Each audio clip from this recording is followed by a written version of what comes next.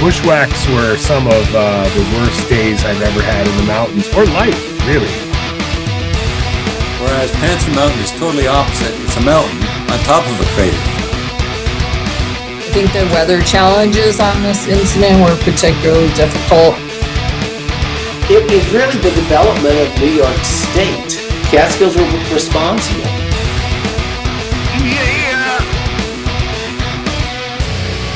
Now you're listening to Inside the Line, the Catskill Mountains Podcast. So I got it under control this time. Did you listen to the last episode of how weird my voice was in the beginning? I listened to every episode. Okay. So I did listen to last week. Well, I cracked open the beer and the hard cider, and I never put it back to the original settings. So yeah, I thought the first segment, our voice volumes were kind of off, and I really feel for the listener because you were much louder than I was, it seemed, but we seemed to be in harmony when we were talking about eagles. We were soaring on the same plane, nice. So to speak. Yeah. Nice metaphor. So how you doing today? Good? Yeah, I'm doing great, man. I'm ready to crack open a brewski. I've got it. Chilling. Do you want to do it right now? I don't know, man. That's like a lot of stuff to do at one time. We're getting settled in. You know, we got to fidget with the audio. Last week, you didn't change it back. Whatever you want to do. Crack open some brewskis. We can do that. All right. Let me, once again, how do I get... Go to your little microphone, yes. And then hit audio settings. And then low. I go to low.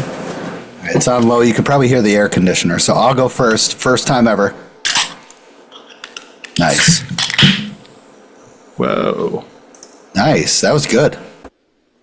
Oh, man. All right. Now, how do I sound? Do I sound good? Are we on page right now? Yeah, you sound good. All that audio background is gone. Good. How you sound pretty good as well. So auto. Yeah. Stop hitting on me, man. That's kind of like, that's so wrong. So episode 182 tonight, we're going to talk about understanding unit management plans. So we've had a lot of discussion. We're not understanding them. Or we're going to try to do our best about explaining unit management plans because, we've had this in the past, not even like a year, 2 years. Ooh, nice. With unit management plans, visitor unit management plans, Blue Hole, Catskill Falls, Catskill Clove, and now we have the informal trails. So I was like, let's dive into this stuff and see what we can bring out about unit management plans and information and stuff like that. I have, the past 3 days, Ted, I have been going crazy of skimming over this stuff. And it's very interesting to see what they have come up with and what they haven't come up with in 30 years, maybe. Yeah. Well, I haven't had time to skim over them, but I do have my 2 cents. Okay. So that's what we're talking about tonight.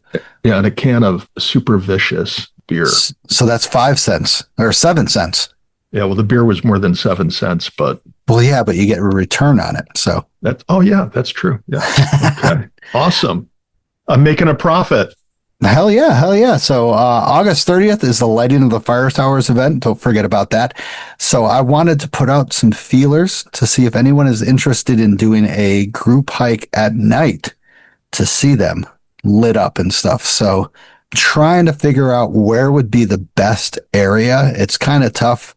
A fire tower would be the best. I would say Hunter because you get overlook Balsam Lake. I don't know if you can see Red Hill, but you can see Tremper. You can see Unsiantha from there. So, but, like someplace that wouldn't have a fire tower would be tough because you only get 3, maybe. Yeah. You'd have to be up in a fire tower or a hot air balloon. Yeah. Oh. Can they go at night? Well, I don't know, but I think instead of buying us hard ciders between now and the 30th, maybe if everybody bought us a hot air balloon ride. Nice. We'd be down with that. Yeah. So I was thinking we got to think if a lot of people are going to do this, most of the people are coming from the Hudson Valley area. So, me being where I'm located, I thought Plattekill would be pretty cool, but that's an hour of me, 2.5 hours for everybody else. But Plattekill would show. Plattekill? Yeah. Oh, no, never mind. You're right. It can't see Overlook. It can see Balsam Lake and Unsiantha and Hunter. Why not Overlook? I know. That's what I thought as well, because it could see Tremper, Hunter. I don't know if it can see Balsam Lake. Probably not. But, you know. But would that be a deal breaker? I mean, if you I want would to see love to do Balsam Lake. Overlook. Yeah. Or Tremper. Would it? I think it might see Red Hill.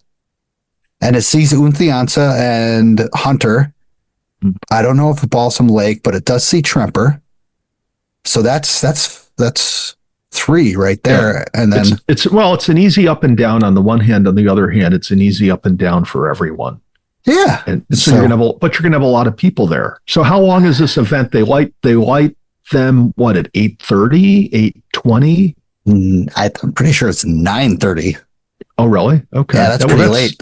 That's past my bedtime. That's what I thought too, dude. Yeah. I got school in the morning. It's first day of school.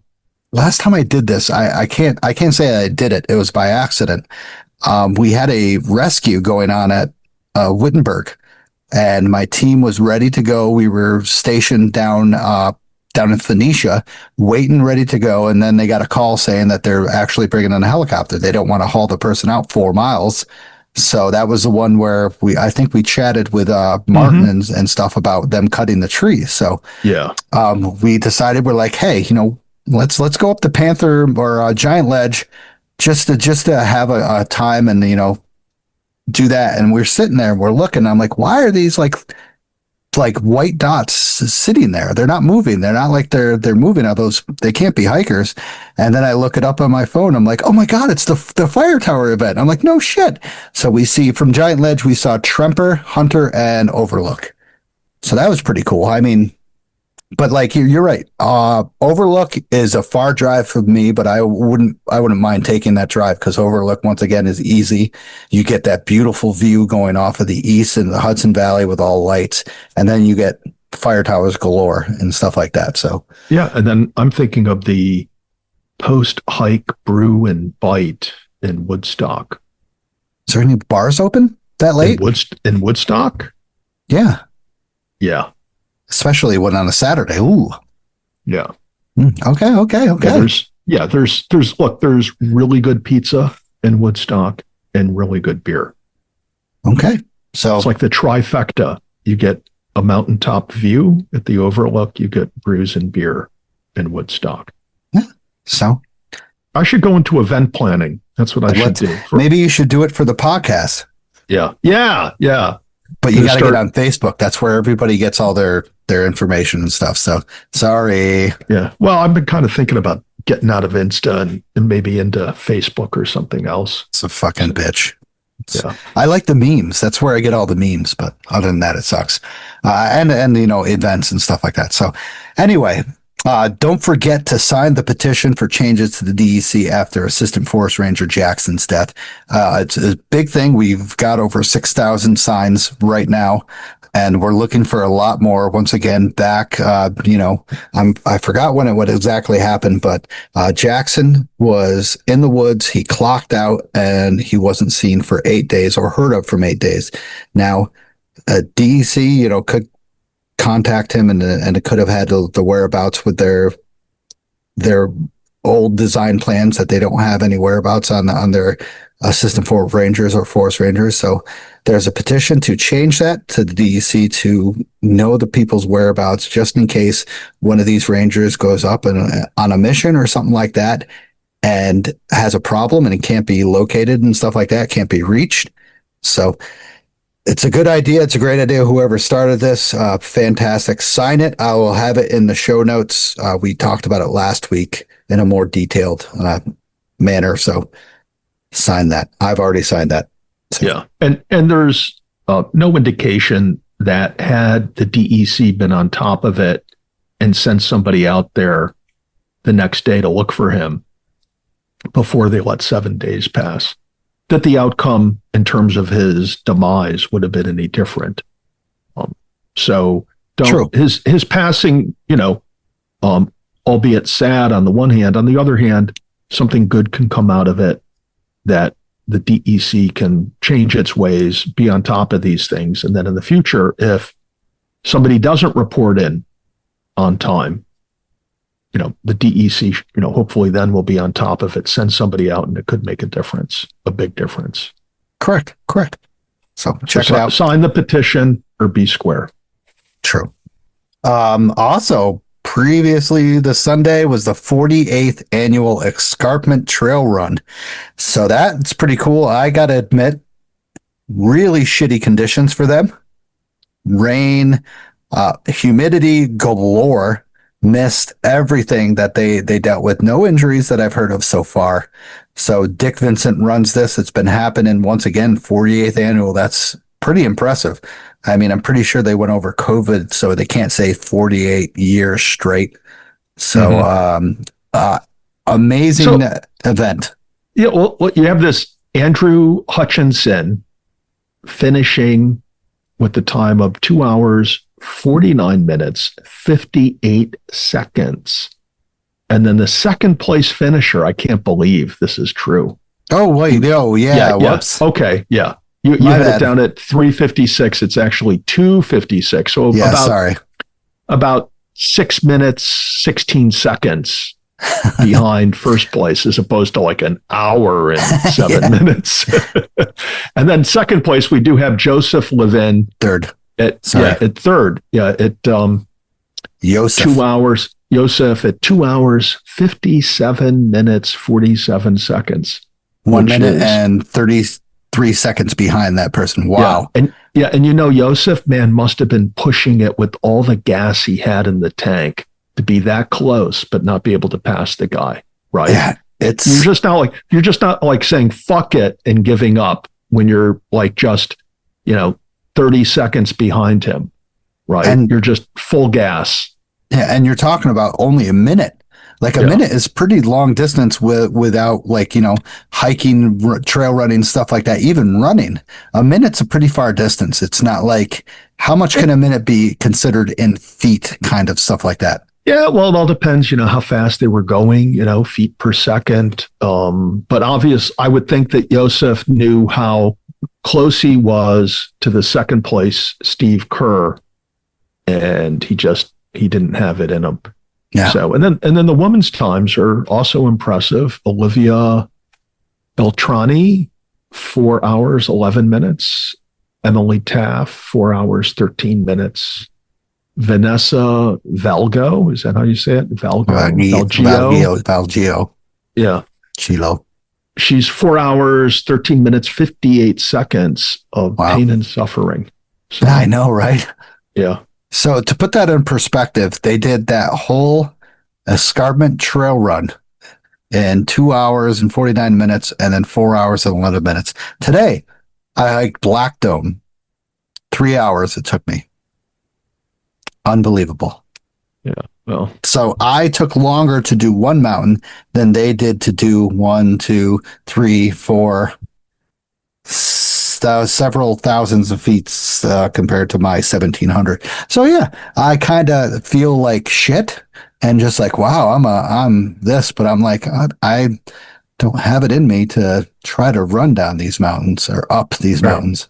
All right. So this is where I saw somebody today when I was leaving work, and your comments about feeling like shit, being in shape, being not in shape. I saw this guy, he was out exercising, and I discerned what it was he was wearing, because at first it was like, what the fuck is this guy wearing? And then I realized, oh, this must be one of those weighted vests. I've heard about it. Yeah. So I'm looking at this dude with this weighted vest on, and I thought, wow, what a great decoy if you're going to go in and rob your local convenience store, right? Just go in and have a weighted vest on. It's really like a bullet-proof vest in disguise. But that, right? And then it's my twisted mind at work. And then I thought, why bother buying a weighted vest? Just wear a backpack and put shit in it, right? Right. And I thought, well, maybe this guy, he just doesn't hike, so that's why he wears the weighted vest. And then I thought, gee, why doesn't he figure it out and then just go hiking? And then you could have your weighted backpack on and be outdoors. But I thought that was interesting. People wear weighted vests and walk around, and why isn't it, Stosh, that at work you don't walk around with a weighted vest or a backpack on and do your shit? Good point. Because I'm already accustomed to every day. Like when I hike, I have probably 30 pounds in my pack when other people are doing like 20. Yeah, but you aren't going hiking every day. So Sure. To get used to it, if you 3 times a week wore a backpack with 20 pounds in it, put a little more spring in your step. You gotta, and the only thing with backpacks going on that is like when you're running, because a lot of people use those weighted vests for running, there's this slap on your back that happens. Yeah. But you're not running at work, are you? No, I'm kind of like coasting. You're right. Wouldn't that be funny? Ooh, I might do that tomorrow. Yeah. So crazy. 48th annual Escarpment Trail Run. Yeah. 2 hours, 49 minutes. We chatted with, what was his name that set the record fastest known time for that? Oh, yeah. Yeah. Didn't he just send you a text recently or a message on Insta? I don't think so. I thought I saw something from I know somebody. Chicken Fat did, but not, I think it was John something. I forgot his name, but he freaking ripped that up, and I forgot what his fastest known time was, but it was pretty impressive. But this is impressive in these conditions. Once again, a high was 77, which is typical, like summer weather. But you had the dew point, which was probably around 72 to 73. And it's just, a lot of people don't understand what dew point means. So dew point is how much moisture is in the air at that temperature. So 50-degree dew point with a 70-degree like temperature means that only, like, I would say 3/4 of the air has humidity in it, and it's just evaporating really quickly. The closer the dew point is to the current temperature, the more moisture you have in the air, the more uncomfortable it is. And that is absolutely uncomfortable. Throw in some raindrops here and there, some mist, you have treacherous conditions going up, Blackhead, going down the escarpment towards North Point and stuff like that, towards the lakes and stuff like that. You have some treacherous conditions that could, dampen your times. And, who knows? Like with the perfect conditions, he could have set a record or something. You never know. Yeah. That humidity is a deal breaker for me. I know, dude. I almost did not go out today. I woke up and I was just like, good Lord, it's already 77 degrees and it's 7:30. Like, yeah, and it's disgusting with the humidity. Whereas when I was out in Death Valley with my daughter, it could be 100 degrees and it was beyond tolerable because it wasn't humid. And the nice thing about that dry air is even though you could be sweating a lot, it just evaporates instantly. Yeah. Whereas when you're out there on a hot, humid day, you just don't get rid of the sweat. Unless you're wearing, of course, your Patagonia Capilene Daily Cool shirt like I do, then you don't even notice it's, 180% humidity. Do you put the hashtags in when you do these hikes, Patagonia, and be like, No, I don't. Look, if they're not sponsoring me, I'm not tagging them. That's my policy. Okay. Okay. I like it. And that's why I appreciate our listeners who tag us, because it's an unpaid endorsement on the one hand. So on the other hand, they're awesome people that love this show and support the Catskills. That's yeah. I love them. So thank you. Also, the 3,500 annual dinner was this past Saturday. Hopefully people who went and received your certificates for completing your 3,500 quest, 3,500 winter quest, whatever, you did. Congratulations. Let me know and we'll congratulate you on the next episode because that's awesome. Once again, I did this back in 2017. Ted, when did you do the 3,500 club? I want to say it was June 2018. Oh, nice. Yeah, I finished on Wittenberg. Oh, nice. Yeah. Continued on to Cornell. And my story is that my first hike in the Cats with my daughter, we did slide in Cornell and I was in pain in every step. And I didn't want to be hiking for the pain. And a couple of years later, I'm finishing up my 3,500 round on Wittenberg with the intent of going to Cornell where I was on that first hike. And I was so much stronger that day that I went up and honestly, I went up and over Cornell without realizing I went up and over Cornell. I was just such in the zone and motoring so far. It wasn't until I got to the ledges on slide that I realized that I just blew right over Cornell. So nice. I thought it was funny. Nice. So congratulations to everybody. Tad, what do you think I finished on? I think you finished on a Hudson North dreamsicle. That's what I think you finished on. Is Stosh reaches for his cider, but no, I'm going to say I know. No, you finished on Catskill High Peak. No, way far away from that. Way far away from Catskill. You finished on Bear Pen. No, way far west, south, way south. I'm not going to say Balsam Lake because I thought that was one of your first. But no, was it Balsam Lake? Rocky, I finished on. Rocky? Well, you were one of those? You saved Rock for the last one? Really? I did. It was 2017. So once again, like that was when the herd paths were minimal. Yeah. My first visit to Rocky, the snow was so deep, it was like up to your belt line. Like, nice. That's crazy. Yeah. No way. Yeah. All right. So once again, hope everybody had a good time at the 3500 annual dinner. I will talk about why I wasn't there. I would have joined. I had a fantastic birthday weekend doing some amazing stuff. So hopefully everybody had a great weekend of this insane humidity that we've had in the past couple days and then the past couple weeks as well. So yeah, I think we just have like 6 weeks to go of heat and humidity. Just 6 to go. But the nettles will last longer. Yeah, you're right, actually. And I heard that today or tomorrow will be the hottest. This is what predictions, hottest day left in the year. Really? So I'm not sure. That's what somebody said. So how is it they can predict what the hottest day will be left this year, but they can't tell us when we need to buy into the stock market and when to sell? You need to be fully invested by July 19th, 2016, and then sell 2 weeks later. Why can't they tell? I mean, if you can predict the temperature, why can't you predict the stock market? True. Or just a horse race. Just give me a horse race, like the Kentucky Derby, which horse I should bet on. I agree. I don't know. That's what I heard. So you're agreeing because I'm full of really, really good ideas. I'm just looking at an endless stream of great ideas tonight because you want to know why I have all these good ideas? And don't give me that look like you want to move on in the show notes. Okay. I have all these really, really good ideas because my favorite pastime, criticizing the DEC. Oh, that's true, actually. Yeah. So I'm going to have a bunch of great ideas later. So stay tuned. Tad's critique of the DEC, who would rescue my ass if I got lost in the Catskills. True. And then when they would criticize your mistakes that you did and be like, well, tough luck. We got to go. Next time, wear real hiking boots, not flip-flops, kid.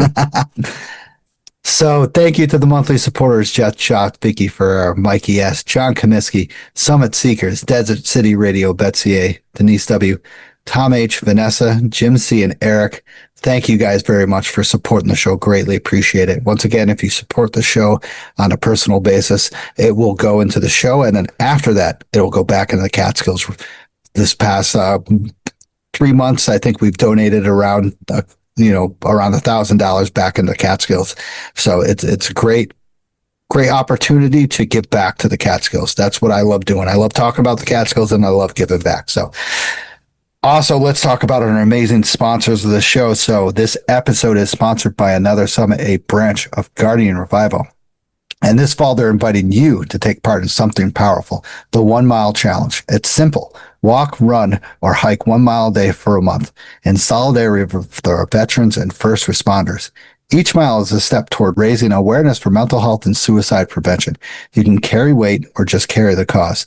This podcast is putting together a team to help spread money and awareness, and we'd love to have you on board. Reach out to me, or you can reach out to Tad. He'll reach back out to me. Join our team, and you'll make every mile and every dollar count. We can crush this fundraiser, and let's do it. So, once again, I'm starting a team, and individual people will raise money and stuff, and it'll all go towards one pot of the 1 Mile Challenge to our veterans and first responders.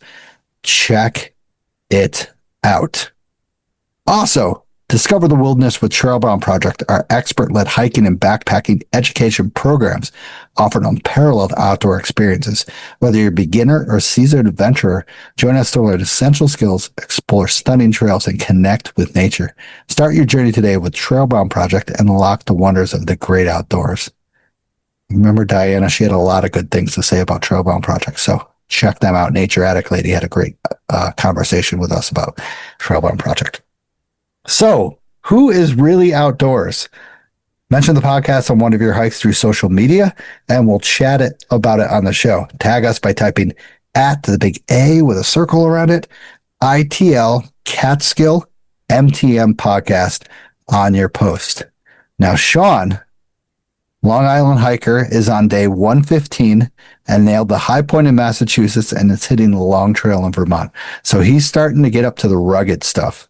He's not quite up to the crazy stuff yet, but he's starting to hit the stuff get kind of very rewarding and such. So 115, Sean is killing it after a tough sprout in New Jersey and New York where he had a spider bite and he had to actually get some antibiotics and stuff like that and had a couple days off. So it was crazy to hear about that because like I saw his post and he's like off trail for a couple days. I'm like, what the hell happened? I had to know. So he's off killing it. 115. What a freaking powerhouse. It's great to see his stories. Long Island hiker. Check him out. Yeah. Yeah. Well, he's got his trail legs by now. You know, he's got a lot of miles in. So right. He's built up to this. I just hope he has good weather and, keeps his feet under him. Correct. Yeah. So also Pink Pony 818, Tracy, went up and down Bear Mountain, gave out some trail magic to through hikers.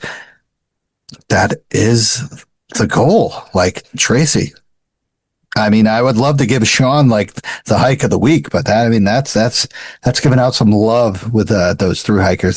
They call it trail magic because it really is magic. Like their faces change. Like when you're just like, hey, you want some Gatorade or some Skittles or some freaking like some Swiss candy or what is it called? Swiss rolls? Yeah, Swiss rolls.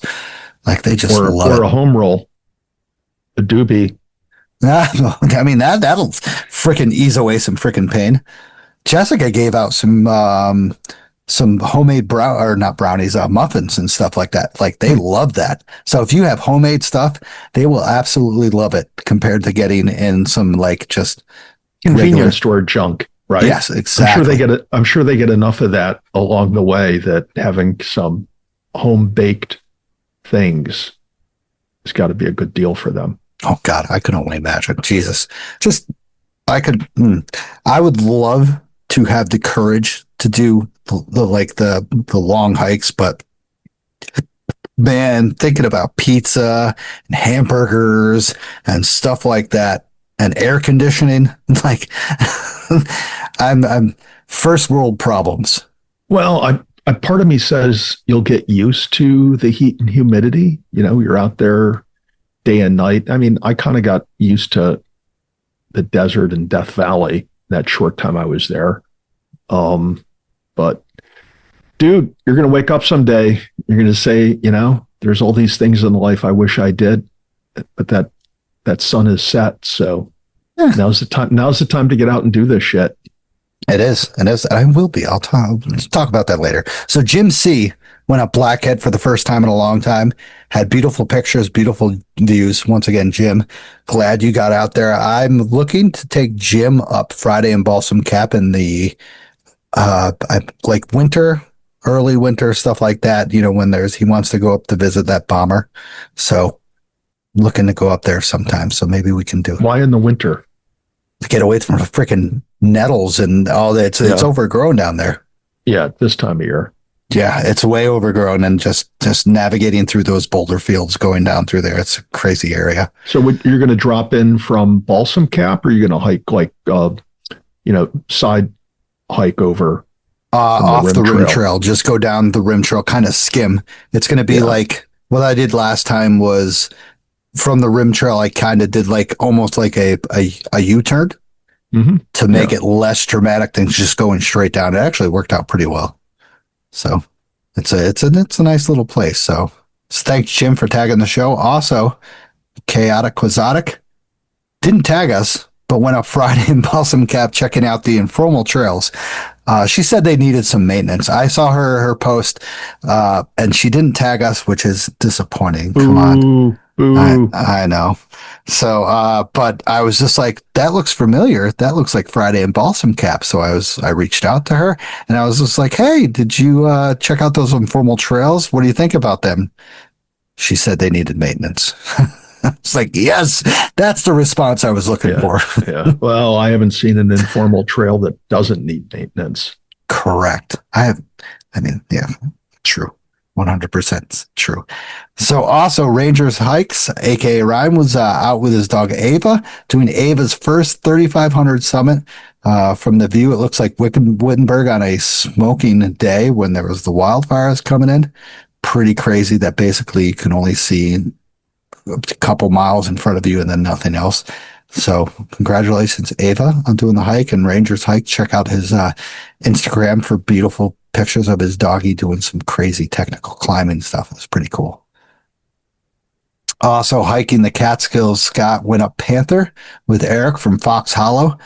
Gotta admit, that is a great alternate approach to Panther. It's longer, like almost 3 miles longer, but that gradual gain is absolutely beautiful. And in the winter, I'd have to say it's a phenomenal hike just going up there, because you get views pretty much once you're above that first initial climb. You get some pretty good views almost all the time with the minimal amount of leaves on the trees going over to your left. It's a beautiful hike. Tad's got nothing. He hasn't been over there in a long time. Hiked in from Fox Hollow. It has been a while since I've hiked in from Fox Hollow. But I have hiked in a couple times. It's a great hike. It's, the trail's not overly worn out like many other marked trails are in the Catskills. True. And I actually think that the hike up Panther proper from Fox Hollow, because you kind of go through some lower terrain area and forests to get over there. But once you start that ascent up Panther proper, I think that's a fantastic hike. What do you think about that little blowdown area, like in sort of the beginning of the hike, where it looks like kind of like one of those mass, what do they call those winds that happen? Like a wind shear type thing? Like a wind burst happened. It looks like hundreds of trees got plowed down. That's a crazy area. Yeah, I'm not sure if I've seen that. The last time I came in from 28, I bushwhacked in. So I might have been above that. Okay. I came in. Yeah. Okay. No, it's a fantastic area. And I won't admit the last time I've done that hike totally on trail. Oh, crazy. You got to start going on trails more, Trent. No, I'm just kidding. The ones with the little round discs on them are the ones I need to be on. That's what I hear. I have to connect the dots. I have to connect the trail dots. Yeah, I was going to say, you're almost, we'll talk about that later, your all trails thing. We'll talk about that later. So what is this about Rachel Jean?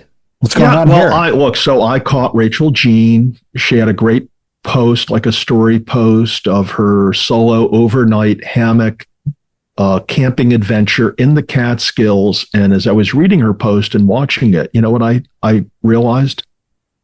She didn't tag us. Yikes. Right? And if you don't tag us, it's almost as if you didn't hike. Okay. So I didn't want that to happen to her. I didn't want her hike not to count. So I tagged us for her. And I'll say this, she had some really great videos. And one of them was like this night cam, like a trail cam of her hammock. And I'm not going to tell you what happens, but you have to watch it because it's hysterical, because you see an animal, a rather large animal. Did you see this, Stosh? I saw her. Is that the one of her setting it up? That's after that. And I didn't see that one after that. Yeah, no, then you see her going to sleep. And then like in the middle of the night in total darkness, there's this large animal under her hammock. And she jumps out, and she's not a big person. And she chases this animal away. This big, I thought it was a mountain lion myself. All right. So you're going to check it out. I'm going to check this out while you talk about that. I would say, hold on. All right, looking through it. Is this later? Like, Oh yeah, it's buried in there. okay, okay. So there it is. There's one. There's a video. Oh my God, I'm so sorry. There's the book. She's eating. Oh, I don't see it. What are you talking about? Just joking. I'm just Oh, joking. you sick son of a bitch. What the You got All right, we'll just have to edit that part out, folks. Okay. All right. Touche. All right. This is what I have to put up with. Okay.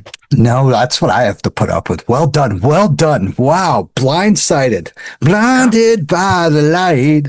All right. And I get punished by singing. That's awful. All right. I won't do this again for quite a while. So Diana, Nature Addict Lady, did a sunrise hike on what looks to be giant ledge. Is that what I came up with? You know, did you see that? Those are her pictures. Beautiful pictures. It looked like giant ledge. Obviously pro quality, great looking stuff. Giant ledge. I didn't really look that close, but yeah, that would make sense. Sunrise. Beautiful there. I got to admit. So she killed it. Check out her stuff because amazing. So thank you to everyone who has tagged us in the show. Really appreciate getting out in the Catskills once again. If I missed your tag, please let me know. I don't want to. I can do it on the next show. I just don't want to. I can't keep up with everything. We are the most craziest show. You know, we got 2 million views per freaking whatever. No, I'm just kidding. Is it dropped off to 2 million? Yeah, it was. Damn. 8. We're losing our like position as number one. Joe Rogan's gaining on us. We're number one. Yeah, we're number one in what was it like? Number one in our minds, and that's all that matters. There was one time when we were like number one in Pakistan or something. I was like, what the fuck? And if you ever saw the trails over there, man, I'm telling you. Yeah, ours are luxury. So if they're hikers like us, that says a lot. Yeah. So once again, thank you for tagging the show. Really appreciate it. Keep tagging us. Keep doing your hikes in the Catskills. We want to know. It's awesome to talk about it. Also, if you think we're doing a good job, buy us a hard cider to support the show and to support the Catskills on buymeacoffee.com. I have the link in the show notes. Eric Rosario bought a hard cider saying for Tad, this one is for you, Tad, because he is the man. Let's hear you crack this bad boy open. So you already did. Do you have another one? It wasn't a hard cider. No, what I'm drinking tonight when we get to it. Okay. Pretty exotic. Thank you, Eric. Well, once again, also thank you, Eric, for volunteering. He volunteers a lot in the Catskills, so he is deep in the Catskills. So also rate the show. Once again, we had that 1 star for the person who didn't like the intro that you could skip it over. Rate the show to take out that little 1 star. And it's easy to do. Go on your Apple Podcast, Spotify, or whatever, and just hit that 5 star, please. What are you drinking tonight, Tad? Okay, so I cracked open a brew from the Central Waters Brewing Company. What? Yeah, from Milwaukee. So they call it a Brewer's Reserve Stout, aged in used oak bourbon barrels with coffee, vanilla beans, and cinnamon added. And this 12-ounce can comes in at 11. Whoa. 11.4. This is like the Mount Everest of my Inside the Line podcast beers. 11.4. And I got to say, it's in these bourbon barrels, and it's got a exceedingly unique taste. Wow. Yeah. I mean, you can taste the bourbon, you can taste the stout, you can taste all this stuff that they throw in it. And as you're like sipping on it, because you can't drink one of these in less than a half an hour because it's just so full of flavor. But that 11.4 starts creeping into your head. So yeah, you folks better fasten your seatbelts and throw on your race helmets if you're listening in the car, because I'm not going to be responsible if you start banging your head up on the window, when I get ripped on a Central Waters Sunset Brewers Reserved, 111 proof. All right, I have that down. Jesus, Brewers, where did you get that? Like, how did you get that? It's not local stuff. Come on. No, I picked this up a while ago. I got a 4-pack a while ago at Local Goods in Boysville, New York. Yeah. And so I had the first 2 pretty quickly after I got the stuff. And then it's just been sitting, in the stack of unwanted beers or, just lost and forgotten cans of beer. And so I thought tonight, let me get this thing out. And I'll say the first couple I had, the first one I had like a refrigerator temp. It really wasn't outstanding. And then the second one I just had at room temp and it was pretty good. This one, I just have a light chill on it and it kind of enhances these flavors and the nuances. So interesting. I'm enjoying it. And so here we've been going at it for 50 minutes and I'm about a third of the way through this thing. So nice. It's a really good sipping beer. Nice. I like it. And I'll say this, man, you want to talk about pouring with the tall head? Yeah. This stacks up. Nice. I mean, it looks good. It looks fantastic from our point of view. So, and Stosh, I heard that you're not drinking anything tonight, or no, are you? You have something? No beer for you. This is like the last Tuesday of the month is No Brew Tuesday for you, where you got a hard cider strapped to your side there. Every Brew Tuesday is for me. So okay. I got, it's funny that you said that earlier that you had a Dreamsicle Hudson North. I actually do. Like, what the fuck is going on? How did you? Well, I got that spy cam in your studio now. So Berry Blue Dreamsicle from Hudson North. Only 5%, not 11%. Jesus. Yeah. Does it taste like a candy bar though? With the name like Dreamsicle, it sounds like it's, you ought to try freezing that. It's good. I don't know what it tastes like. It tastes very good. Oh yeah. It's like their Dreamsicle stuff tastes very good with their edges and stuff like that. So they had the orange one that was really good that we had with Darren, that I had with Darren, I think, and stuff. It was good. Is there a lot of sugar in this? Probably. That's probably why I can't sleep at night. Yeah. I'm pretty sure. What's the calories? Sugar is 11 grams. Is that a lot? Whoa, dude, you better take a couple shots of insulin. 11 grams. You're gonna go into a sugar coma on me. No wonder why I don't freaking sleep when we get done with these. Yeah, I saw the Hudson North truck coming into town as I was coming home tonight. Oh, so, good for them. Yeah, fresh load coming to the local community. Cool. So excellent. All right, so previous hikes. Ted, do you want to go first? What do you want to do, brother? All right. So this Saturday, there was a little air advisory out because of this Canadian wildfire smoke descending into the area. And it was like so visible, you felt like you'd reach out and touch it. And I wasn't into doing a big mountain hike because I needed to get home and take care of some business. So I looked at my all trails list and picked one of these little stub trails that I needed to knock off. And so that was the Willow Trail out of Willow, New York. And I had been through there once before driving through there. But it's interesting, Willow has, of all things, a post office. Did you know that, Stosh? There's a post office in Willow, New York. So we're talking about Willow. You're in between Tremper and Woodstock and yes. Going up towards north, kind of like adjacent to, what is it called? Like Stony Brook? You're past Stony Brook. You're heading towards Mink Hollow. Okay. Yep. Yeah. So this is the small town. Go ahead. Go on. Yeah. Willow has a population of 212 people. And it has its own post office in like this little trailer with the parking lot around it.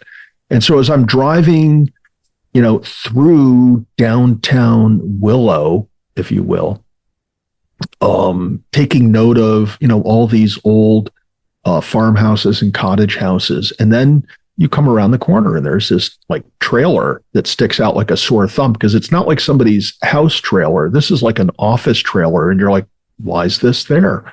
And it turns out that it's the Willow post office, and it was closed when I drove by it. But other than it sticking out like a sore thumb, I didn't think much of the Willow post office in downtown Willow until I'm hiking up the Willow Trail and I get to the junction with the Warner Creek Trail. And now Stosh has got me in the habit of checking out every fucking trail sign. Nice. And the Catskills to check on their condition and to see whether or not the trail sign needs some level of remediation, repair, or replacement. So I look at this trail sign and it tells you that there's like 1.8 miles back to the parking lot. I forget 2 point something to the fire tower. And it says 2.7 miles to the Willow post office. Have you ever seen that before? Where I've the been trail up sign that way, tells you, but that is completely inaccurate. well, inaccurate 2.7 miles to the post office? I think that's accurate. But where else in the Catskills is there a trail sign that tells you how far to the nearest post office?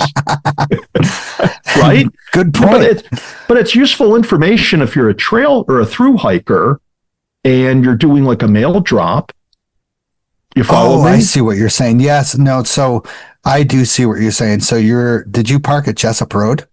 Yes. Okay. So from there you would go and then it would be a mile back down to the Willow. Oh, yes. Okay. I hear what you're saying. Yeah. Wow. That's incredible. I know it's very interesting. So if you were doing some multi-day hike in the Catskills and you wanted to do a mail drop, that's useful to know where the local post offices are.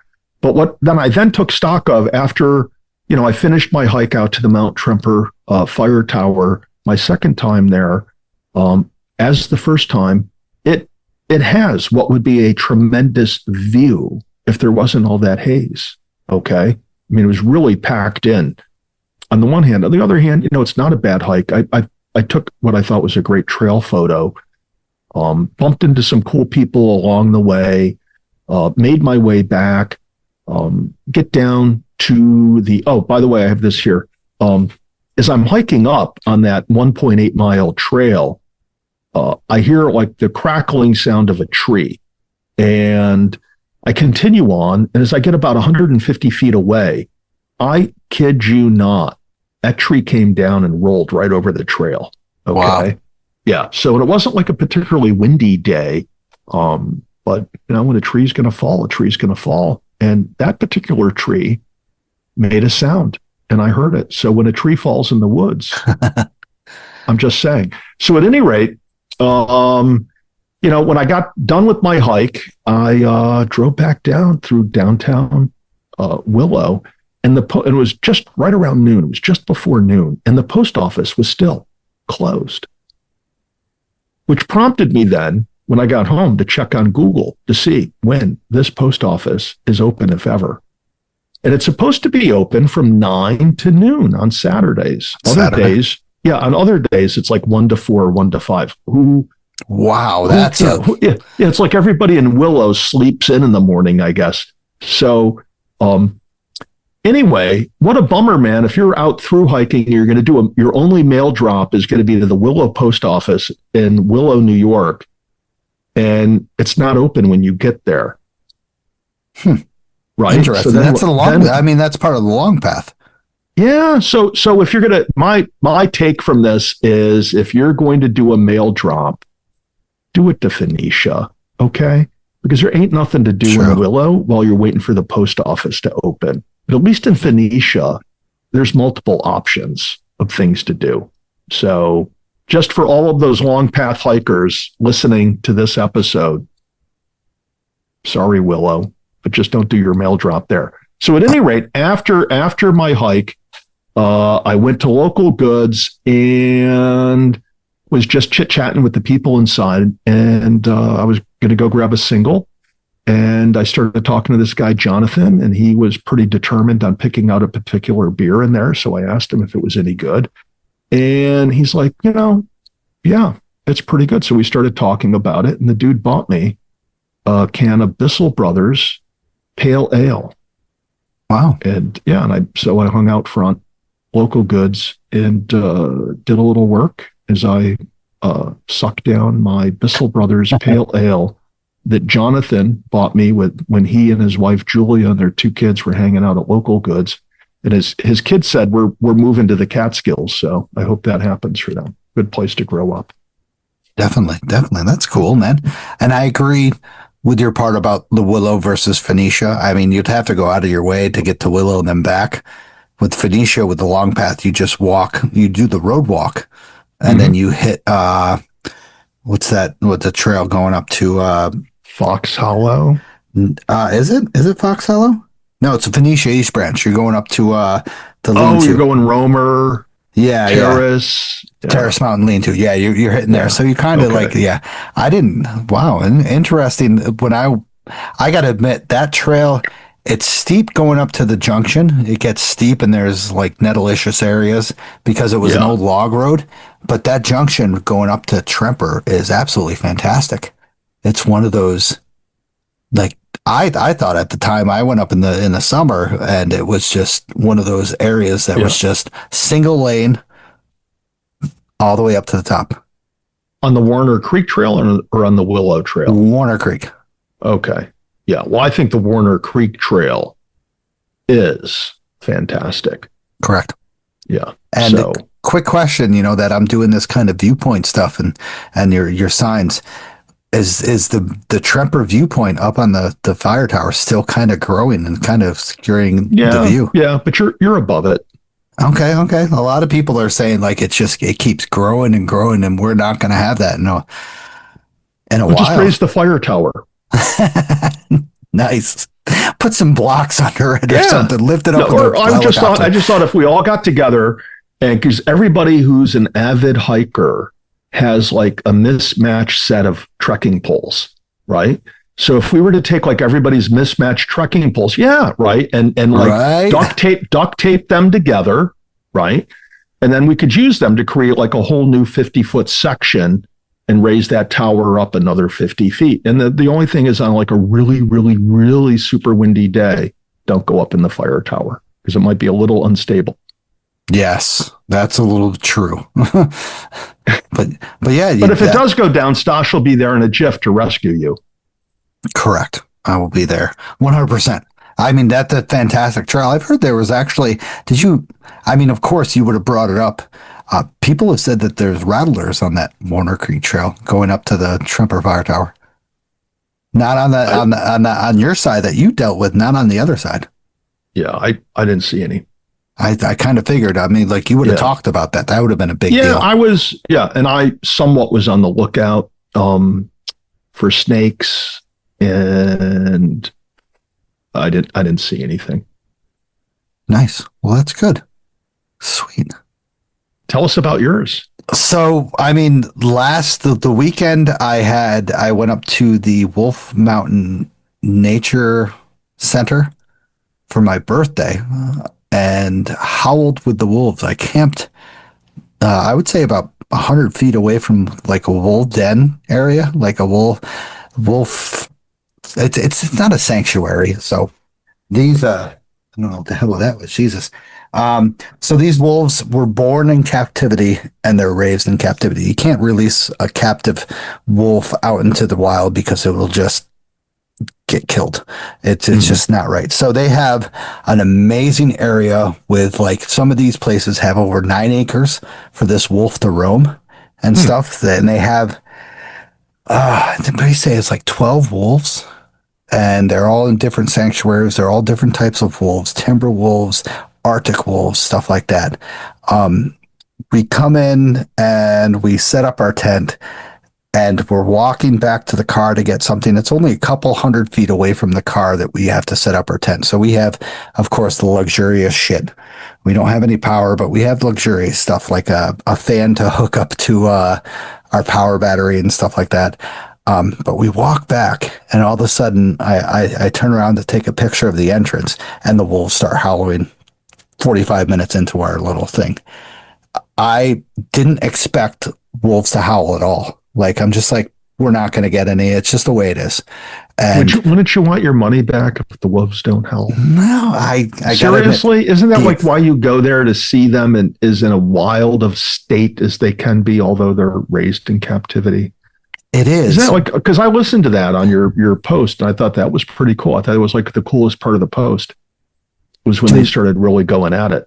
Dude, it was amazing. You know, this guy, I'm going to try to get him on the show. His name is Will. He's been doing this since I think it's 2008. So it's been a while, and he's always loved wolves. His passion, the way, you know, Merlene, how she talked about butterflies. Mm-hmm. This is how the guy talked about the wolves. Like, he has a passion for them. They know him. They'll like come up to him and they'll like greet him and stuff. It's phenomenal. So what does he feed them? Raw chicken, watermelons. Where's he get the raw chicken? Does he raise it right there? Sometimes I believe it's donated. Most of it's donated. They're a 501c3, but they are federally, what does it say? Like not federally insured, federally,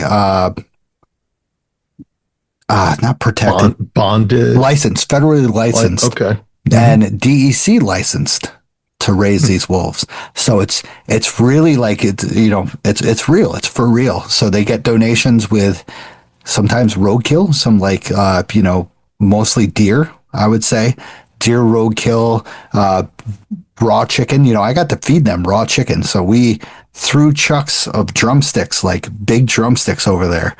And these wolves, 2 bites, were gone. Bone and all. Wow. I seriously did not know that they ate the bone as well. Wow. So roadkill, you say? They eat roadkill? Yes. So I want to know what type of car the operator drives. It's, of course, donated to them. I mean, if I hit them and I contact my insurance company, be like, hey, this deer, can I bring it back to the Wolf Mountain Nature Center? So amazing time. There was one time, I know it sounds weird, but Jessica and I went to the bathroom, and then right like maybe 20 feet from the bathroom, you can see these Arctic wolves, white wolves, beautiful. I made videos of it on my Instagram and the Facebook, and I just walked up and I sat down, and all of a sudden the guy looked at me and started howling. And then it starts a chain reaction with the wolves and the coyotes and the foxes that they have there. And I'm going to admit, I turned 43 that day. I almost was brought to tears because of this, just the way it felt like it was real. One of them was laying down in front of me and was just howling like, I don't know. It does feel, there's a deep feeling between wolves and humans. The way that Will described it, we've been with wolves ever since the beginning. Native Americans learned from the wolves how to hunt, how to communicate, how to track, stuff like that. There was a deep feeling in this place. And, it's very far away from most of the people that listen to the podcast. It's up in Smyrna, however you say it. It's a lot of people pronounce it different. It's 50 minutes away from Oneonta, so it's probably like 2.5, 3 hours away from anybody in the Hudson Valley.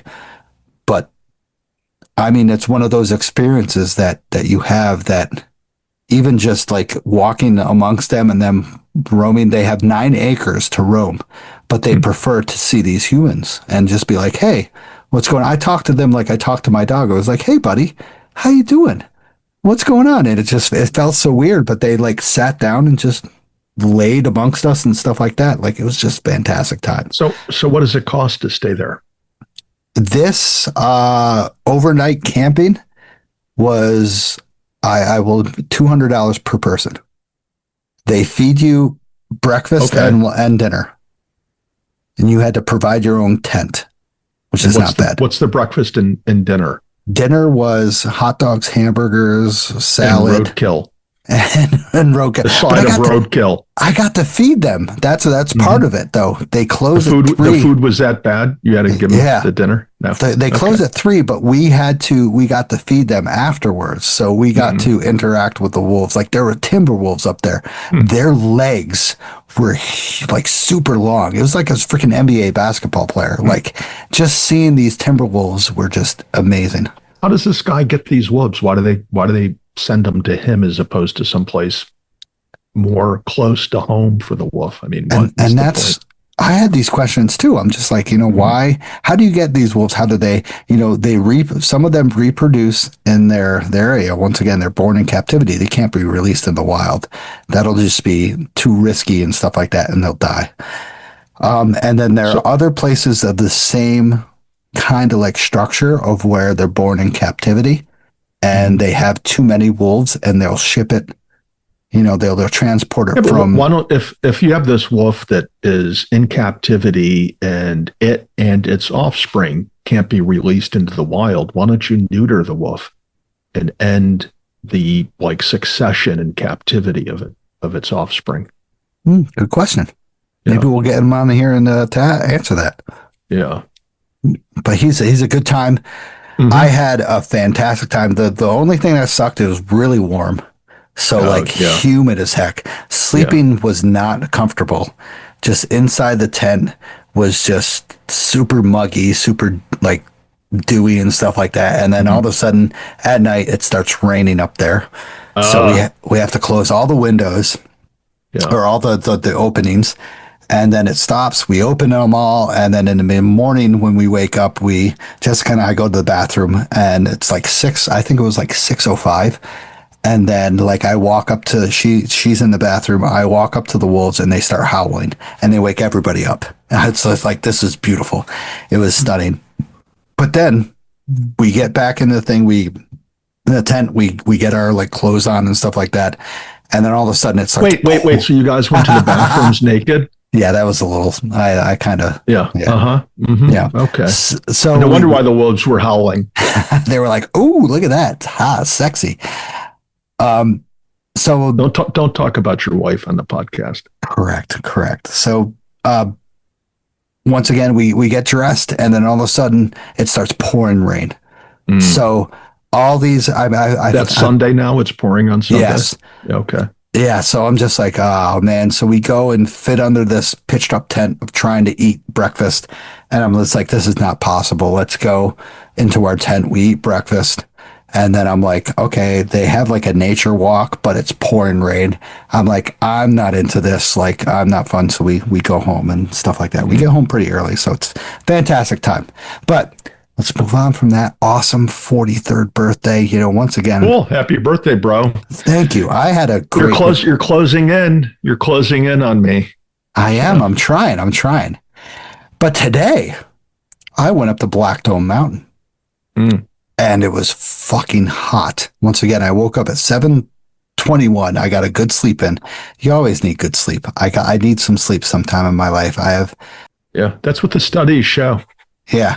My days off are Sundays and Tuesdays. Most of the time I don't get any days off because I work a separate job and stuff. So I got a little bit of sleep. I woke up and I was like, it was foggy here in Oneonta, but it was 77 degrees. I was like, Jesus, that's a little crazy.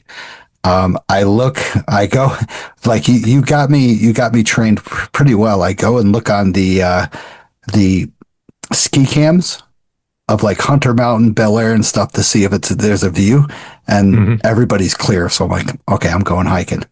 So I set off, I'll go to Black Dome because, I'm in pursuit of these viewpoints that are diminished and gone. So I'm like, I know that Black Dome at the summit, a little bit off of the summit, has a viewpoint that is completely overgrown from what I've seen back in 2000. I think I visited in 2017 or before that. And it's completely gone. So I was like, I'll go and document this and stuff like that. So go there. I get to the trailhead and it was still 77 degrees at the trailhead. So pretty muggy and stuff like that. And it wasn't that bad It was bad at the lower elevations. There was no wind movement, but once you got started going up, you're sweating like crazy, sweat pouring off of you, stuff like that. You hit the switchbacks, and it's not that bad. You have a little wind coming from the gap and stuff like that. Get up in the gap, and I'm sitting there rehydrating and stuff like that, getting all my stuff together. 2 people are coming down the mountain, and I notice these people, and I know who they are. Charlie Gattle, who is a trail maintainer, stuff like that, head trail maintainer of the Catskill Trail Crew. And then behind him is a woman. And I'm just like, Julie fucking McGuire. And she looks at me and stops and has no clue who I am at first. And then she's like, oh my God, Stosh. And then it's like I was just like, oh my God, I was a threat to her. Well, when you throw the F-bomb in between, that might have had something to do with it. But my impression is that's her stomping grounds out in that part of the Catskills. So. Yeah, and it was great to see them. They were up there checking on your trail maintenance. Exactly, right? That's what they said. She's like, we were just talking about you. Your area is actually really nice compared to the area below Camel's Hump and stuff. I'm like, oh, good, because I was like, a lot of people have been up there and said it needs some maintenance, but not my area. So I know Julie and Charlie are top-notch stuff, so they would tell me if it does need it or not. So. Got to talk with them. Charlie's awesome, dude. Julie's ripping it up, of course, doing her stuff with the Catskill 3500 Club and stuff. We chatted for a few minutes. And then I headed up Black Dome doing the awesome ascent up there. I love that ascent. It has some climbing stuff, some elevation gains that are just rugged and stuff like that. And you get to that first viewpoint, and it's beautiful. It doesn't have I don't think it has a name. That viewpoint. I think it's just Black Dome, and it's beautiful. I think it's Tad's Lookout. Tad's Lookout, or Stosh's. The Tad's Lookout, Tad's Touch, something like that. So it's very, very, very nice, very beautiful. Once you get up above that area, it was fantastic. Little wind blowing. Saw only like 5 people on the trail. I hit the summit, and then I hit that viewpoint. Absolutely nothing. Years ago, I was looking back on my posts and stuff like that when I went with Jessica in 2020, and you could see Catskill, High Peak, Round Top, and then part of Devil's Path. Now you can't see shit. You can barely make out, I think it's Twin. Like, it's just nothing. It's totally covered. So once again, I went up there. It was perfect. That's what I wanted. I want to show these viewpoints that are diminishing, we're going to talk about later in the unit management plans. But hot day, come back down. I hit the viewpoint, and then I noticed this little odd thing that's happening. I see a plane that's going down the Hudson Valley area. Once again, that all these planes are heading down to Newark, JFK. What is the other airport down there? LaGuardia. So they're always flying down right past the east of the Catskills. So this is a jet plane. Yes, jet plane, 767. Okay. And then it starts right at. How'd you know it was a 767? I have an app called Flight Radar. Okay. So I look on that, and this plane starts banking to the right. And I was like, nobody ever comes into the Catskills. Like, they're usually going out of the Catskills or beside the Catskills. They're either flying from like Toronto, Buffalo area into the New York area. So I'm just like, why is it banking into the Catskills? And it's doing like a hard bank. I'm like, what the hell is this? So I look it up on this Flight Radar, and this was the first plane to do a bank. And then it levels out, and then it goes up towards Albany, and then does another bank, and then does it again. So it's doing circles around what I was in. I was on Black Dome Mountain, and then I see another plane doing it. I'm like, what the fuck is going on here? And then another plane does it. And all of a sudden, there's like 6 planes doing this. Yeah, they were stacking them. That's what they did. Yeah. And I was just like, I was like, I heard about the horrible shooting that happened yesterday, but that had nothing to do with the airports. So I'm just like, what the hell's going on? This is crazy. Like one plane after another, just doing these loops around where I was. And I've never seen this before, ever. They've always gone down through the Hudson into, the New York City area. So I look it up, and apparently at Newark, they had staff problems, and there was mass delays. Like all these planes that were doing these little, I called them loser laps. They were coming from London, Germany, all the big planes, 767s, 747s, just doing these, and you can hear them so long. I when I came back down, I noticed they stopped doing it around like 45 minutes after. It was crazy. Yeah, I see that. Where I live, because of the prominence of the gunks, we're on the flight path for planes coming into land at Newark. And they're high enough that when they go overhead, they don't bother us. But when something unusual is going on, you notice it, and then you turn on the flight tracker, and you'll see them doing laps, around the ridge, and then find out what's going on. But some people, where they live, they don't realize how much air traffic is overhead at any given point in time. But when you turn on one of these radar tracking programs, it's impressive to see how much stuff is up there in the air, and their level of organization. A few weeks ago, I did see two planes, man. From my perspective, sitting in my backyard, they crossed paths really close. I don't know up in the sky how far apart they were from down here, though. It looked like they were,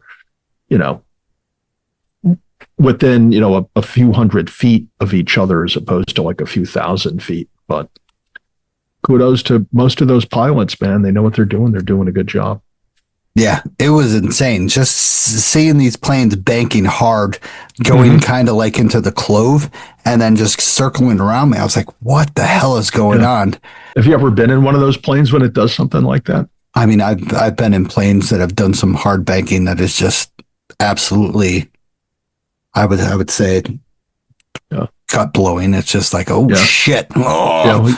Well, you don't expect it when they start doing turns like that. So. Yeah. And they were doing it's cool because that flight radar showed how fast they were doing, like 300 miles per hour at like, it was 16,000 feet or something like that. So it was really cool to see once again, one another coming after each other. I'm just like, oh, that's the same plane and stuff like that, checking on the flight radar. And then I was just like, all right, I'm getting too involved in this. I got to get down the mountain. So, fantastic. Sometimes it's interesting to see how many private jets are up there, zooming around, and most of the private jets in the New York area will land at the I want to say not Triborough, I forget the name off the hand. But I know some land at Stewart, Teterboro. That's where they land. Oh, Peterborough. A lot of them land at Teterboro, and at any given point in time, it just seems like there's a ton of people flying around in their private jets. Yeah. So crazy experience. Whatever. I'm gonna stay down here grounded, And I'm gonna go to the top of the mountains, bro. Yeah. I'd rather hike there. Sweaty as fuck today. And once it said 77 when I was leaving the parking lot, and then when I came back it was 86. And then when I got back to Oneonta it was 92. Yeah. Yikes. And this is why those folks who don't hike in the winter don't know what they're missing out on. Yeah. Right? Because in the winter, you don't deal with any of this. I mean, I love the greenery though. Yeah. I love winter hiking. I'll take a winter day with no snow on the ground, maybe some just little ice here and there, but no leaves on the trees. And that's when you can really go off exploring. Just go wherever you want. True. All right. So should we move it along? We've been doing this for an hour and 20 minutes. Yeah, I would say. I'm almost to the bottom of this high test. Yeah, and bourbon barrel aged oatmeal jet fuel. Yes. So volunteer New York, New Jersey Trail Conference, 3500 Club, Catskill Trail Crew, Catskill Mountains Club, Visitor Center, Jolly Rollers Trail Crew. Anywhere you can volunteer. Also, if you need stickers, let me know or stop off at Camp Catskill to get your free stickers. Frickin' free. So, how about the weather forecast? I'm going to go with Hunter. Let's check out what Hunter has. On Friday, looks to be a beautiful day, actually. A little bit of rain in the morning, not even a 0.01 of inches. This is just, once again, these weather things are a little bit, it says the high is going to be 54 degrees.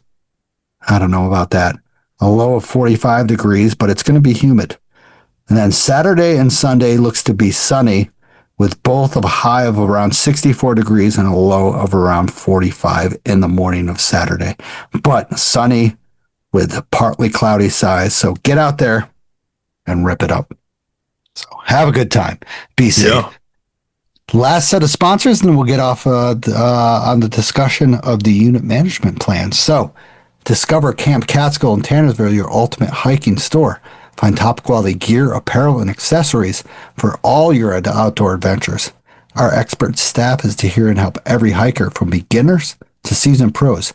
We also carry a variety of unique Catskill souvenirs and gifts.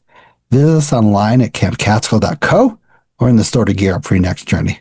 Adventure starts at Camp Catskill.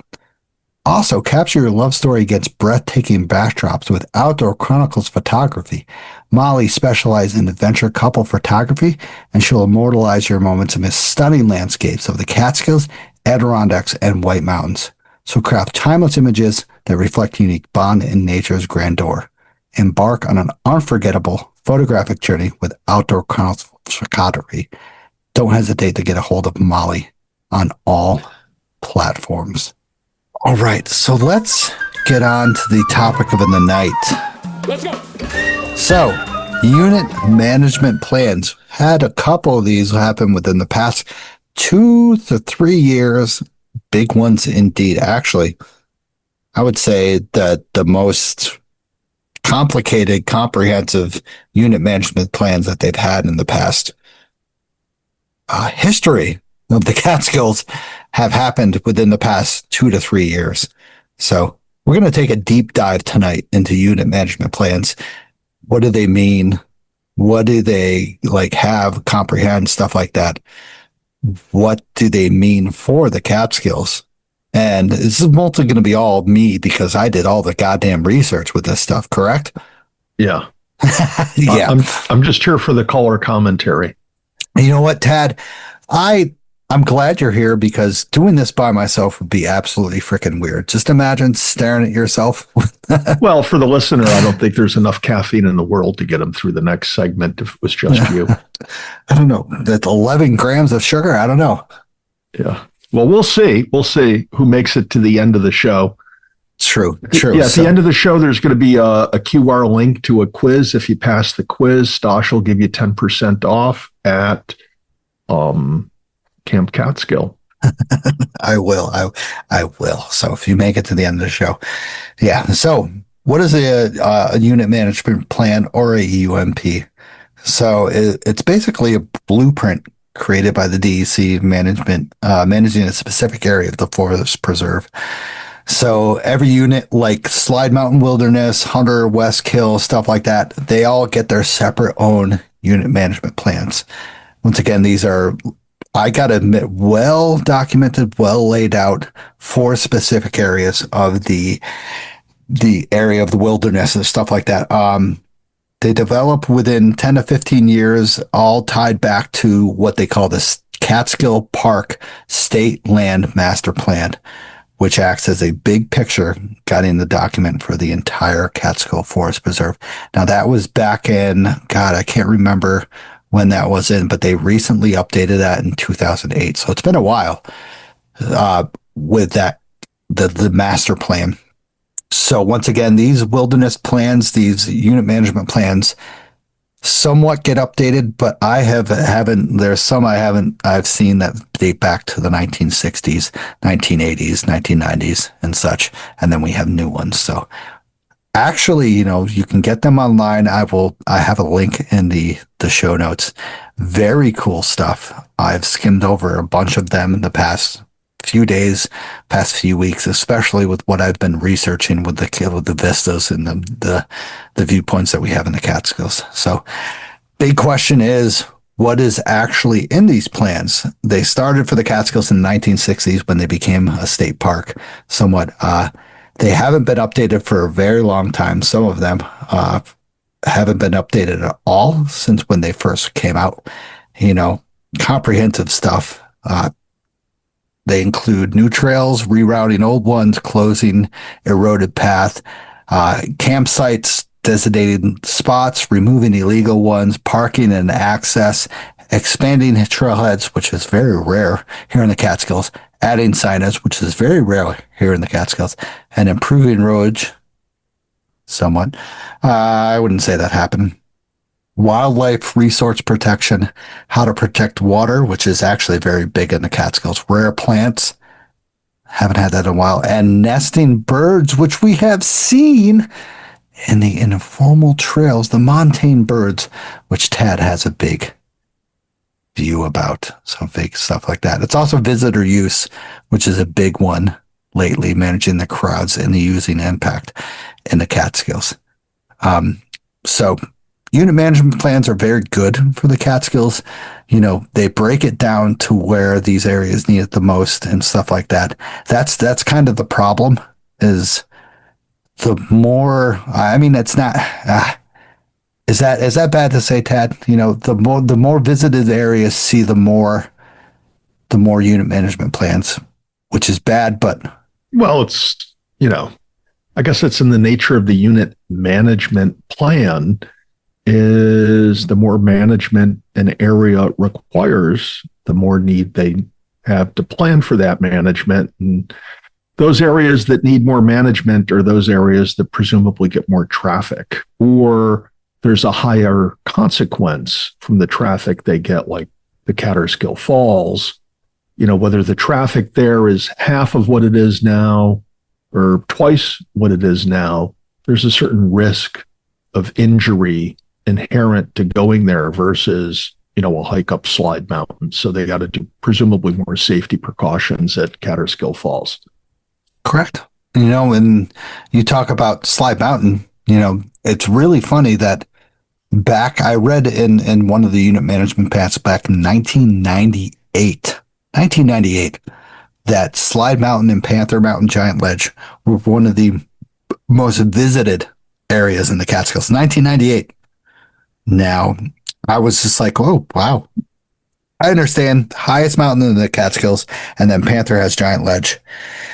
But to say they were like the most visited and, the improvement has been very minimal, I would say, within that area. There's no bridge. There's a sign that's gone with the trail junction with the Quarters to Ormsby Trail going. So basically, people could go left or go right and not know that they're going right would lead you 1.3 miles more. So, it's very, very odd that some of these management plans haven't been updated for quite some time. And, I don't know if you've looked, Tad, but there are some great UMPs going for the Beaver Kill area that date back to the 1960s, early days of where they say there were mountain lions up there. Well, yeah, I see that. And obviously we know from other proof that we've gotten from the DEC that there's a ton of mountain lion sightings that they don't want us to know about. But the unit management plans are kind of like a honey hole of all sorts of information.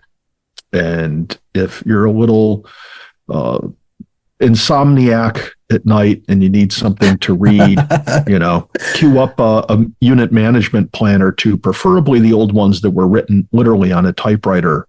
Yeah. Pull them up because they do have some interesting history about that area. And it's easy or interesting to compare what they were planning for an area 20 years ago, how much money they were projecting to spend on that area and where it is now. You can do a little comparison on that front. Yeah, good point. Very good point. Once again, typewriter stuff that you see back in the even 90s had the typewriter stuff. It looked like And then going back to the 60s and stuff like that, we're talking about when the reservoirs starting to come into play and stuff like that, where people, they were like, okay, we need to protect these water areas for our reservoirs. And they were becoming huge. These unit management plans were being stamped down left and right. And, seeing some of the stuff, it's really cool because these people that write these, I got to admit, are dedicated to this area because they write the history, they write what's, happened within the past 20 years, what needs to happen, what's going to happen, what we need to plan, stuff like that. It's actually fascinating to read some of this stuff. Yeah. Well, the folks that write them, this is what they do for a living is they write unit management plans. They write these, scientific forestry documents. So that's their speak. It's, how they view the world through the lens of their work and their training, their profession. So, but all of these are generally very readable. They're, somewhat interesting. And it's interesting to see what the vision the DEC had for the future of an area. I would like now, having read or skimmed through the most recent one, the management plan or the use management plan for the trailless mountains, see how the DEC viewed these mountains 20 years ago. There's basically nothing about them, man. They got, they were totally blindsided by the, rapid acceleration of use of these mountains that was, propelled by accessibility created by GPS, people able to find their way around using their phone, and their awareness of these destinations that they acquired through social media. Yeah. And, once again, you look back on like Slide Mountain, Wilderness Area, Big Indian stuff. I was looking over and it was showing like there was, I'm pretty sure it was documented that Friday Mountain had I should have screenshot this, was a predominant herd path going up from the Mallory Hollow area. And I'm like, Mallory?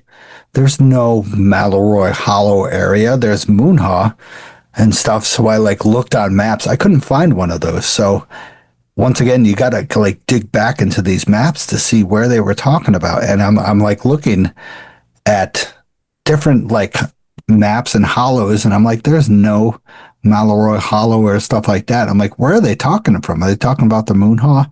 So so what probably happened, it was a typo. Back in the day when correcting a typo was a pain in the ass because it wasn't on a word processor, it was on a typewriter. and somebody said, you need to correct that. And another person said, nah, fuck it. I'm not going to bother.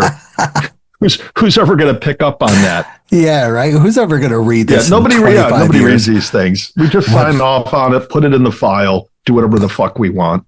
27 years. Jesus Christ. Yeah. So, once again, with social media and stuff, unit management plans and visitor unit use management plans are getting kind of hot takes right now because once again, they're open to the public. We can read them easily on the internet. We can find them on the internet. They're kind of given to the internet once again to these areas that the Catskill Visitor Center says the DEC will show you this. You can have your say in this. But, we're talking about 30 years ago. Nobody had a clue in this. It was brought out to the DEC and the DEC alone. Maybe the dedicated hikers 30 years ago, like Jim Booten, Bill Criswell, and just these people that were dedicated to the Catskills knew about these, but not many people knew about these unit management plans and the visitor. I mean, visitor use management plans, they didn't have these back then. Well, so 25 years ago, what were the hiker impacts? Slide, Panther, and Catskill Falls, probably. Yeah, but even still, there just wasn't that much traffic to generate big impacts from hiking 25 years ago.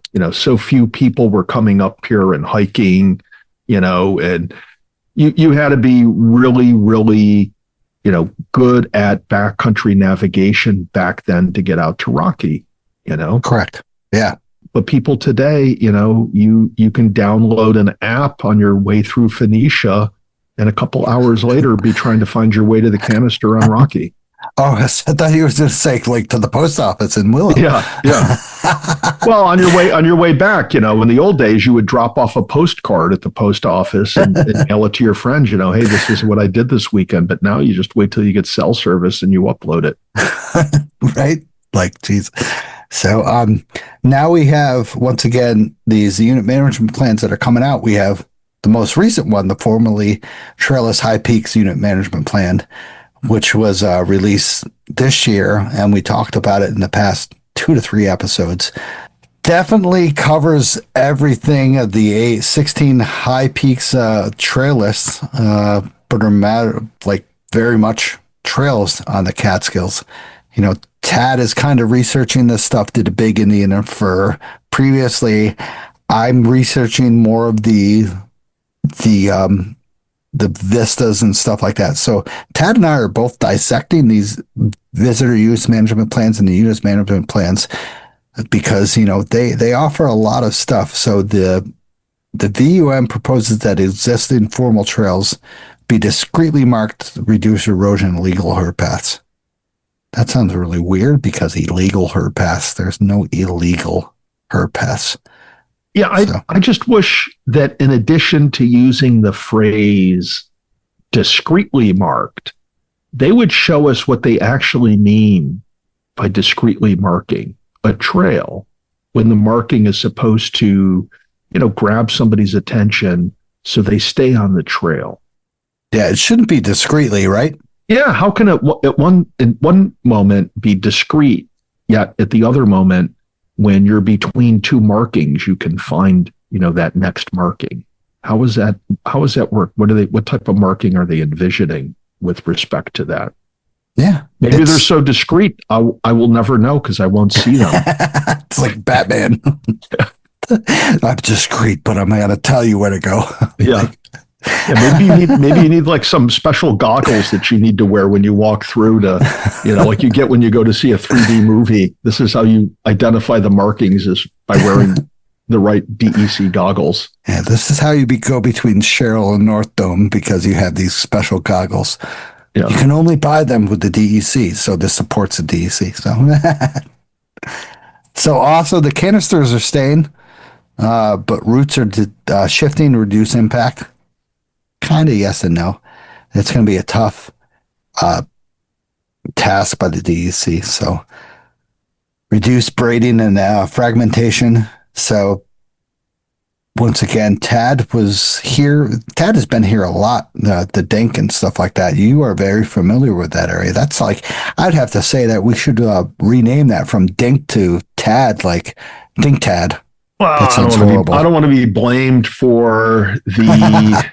the transformation of the Dink from what it was to what it is. But I am guilty of having passed through there a number of times in the last 7 years. Maybe on average, I go through there once a year. And, I've seen that transformation that's occurred. And without much more studying, if any at all, I think the DEC could have come to the conclusion that they need to mark this area.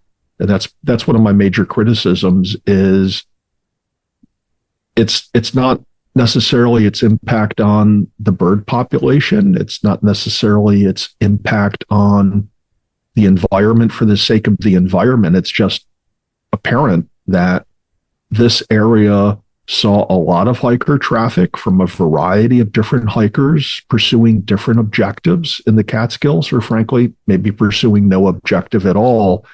And enough people went over the Dink to, just really transform that area, that arboreal forest. So trail marking, would seem to be indicated on the one hand. On the other hand, you're not going to see the regeneration of the untrailed areas or the unmarked areas in the Dink for quite some time. Correct. And But whereas between Big Indian and Fir, within a year, there's a lot of growing over there. So, yeah, it's gone. It's absolutely gone to the ferns and everything that's happening up there. The hobblebush, the beech whips. Yeah, those freaking beech whips are a bitch. Yeah, and all the moisture we've had has surely helped. Yeah, and then with the dink, it's all boreal forest, stuff like that. That is just, you knock one branch off, it's going to take hundreds of years. You knock a branch off, it's not going to grow back down at that elevation. There's no light down there. So that branch is gone, nothing's growing back, but what's happened is what's happened. And, now's the time for the DEC to prioritize its goals and objectives. And I think they kind of do that in that management plan. But how long will it take to go from having a draft plan to actually having somebody go up there, whether a person or a group of people going up there and doing some discrete trail marking? I don't know. Maybe it's so discreet that they marked it, a month ago and I didn't see it. Yeah. And once again, this Tuesday, after this recording, this coming Tuesday, there's going to be a webinar. So sign up for it and watch it, because Tad and I will be watching it, and we will be, I don't know if I'll be taking notes, but yeah. Well, maybe I'll bring some takeout home for the wife and I, and we'll sit down next to the TV, cue it up, and I'll impress her with my knowledge of trailless hiking. Correct. That'd be great. A lot of focus on these unit management plans are visitor safety of court and habitat protection, montane birds and stuff like that. Although we've seen a decrease in montane birds and the thrush and stuff like that since 2009, and then the increase in population of hiking 2009 kind of dipped down, and then went back on 2020, of course. There are several areas that have gotten some unit management plans that are big in the past 5 to 10 years. Of course, we're talking about the Slide Mountain Wilderness, Peekamoose Table area, Blue Hole has just received some major, upon my think, would it be improvements somewhat? Yes, no. They've spent some big money over there. I don't know what their budget is. A couple of weeks ago, we looked at the improvement budget for the Woodland Valley campground. Yes. And, facilities like that do obviously need renovations and improvements from time to time. And some of those things they do, we can question. I forget how many $100 per square foot we computed they were spending on the main caretaker or ranger's cabin over there, and then the paving of the parking lot be considered to be questionable. But other money spent is presumably well spent. It's, I just, over at Peekamoose, I think they've spent a lot of money over there, and it's just going to transform the feel of that whole area from a kind of like a quaint wilderness, you're away from it place, to you've driven back to some little urban knob in the Catskills with pavement, presumably some level of lighting, dumpsters or trash receptacles, improved restroom areas, all sorts of things to deal with the intensity of the use there. But this just calls into question, why are they catering to the intensity of the use there, but trashing the grid hikers and other folks pursuing hiking challenges in the mountains, when we've seen just as much transformation, if not more, down at the Peekamoose Blue Hill. But now, obviously, that area is not as widespread as, these mountaintops, but I don't know. It's just, they really touched a bad note with me when they threw hikers under the bus. Correct. So, and you brought that up, and it being that, I had a perspective like in the past of course, those grid hikers and stuff like that, they're ruining the trails. But, once again, they're not. They're kind of forming these trails. They know the backcountry more than I do. So why don't not reach out to them and get a hold of them and get people together to know these parts of the areas that need these unit management plans, that want to transform these into from the informal trails that we have into actual kind of discrete trails, or whatever they call them. Yeah. Well, I'm going to go back to my experience last weekend. I forget how many people it was. I could probably tally it up in my head if you want a long pause. But of all the hikers that we encountered that were on their way to or from Friday, none of them were working on their grid.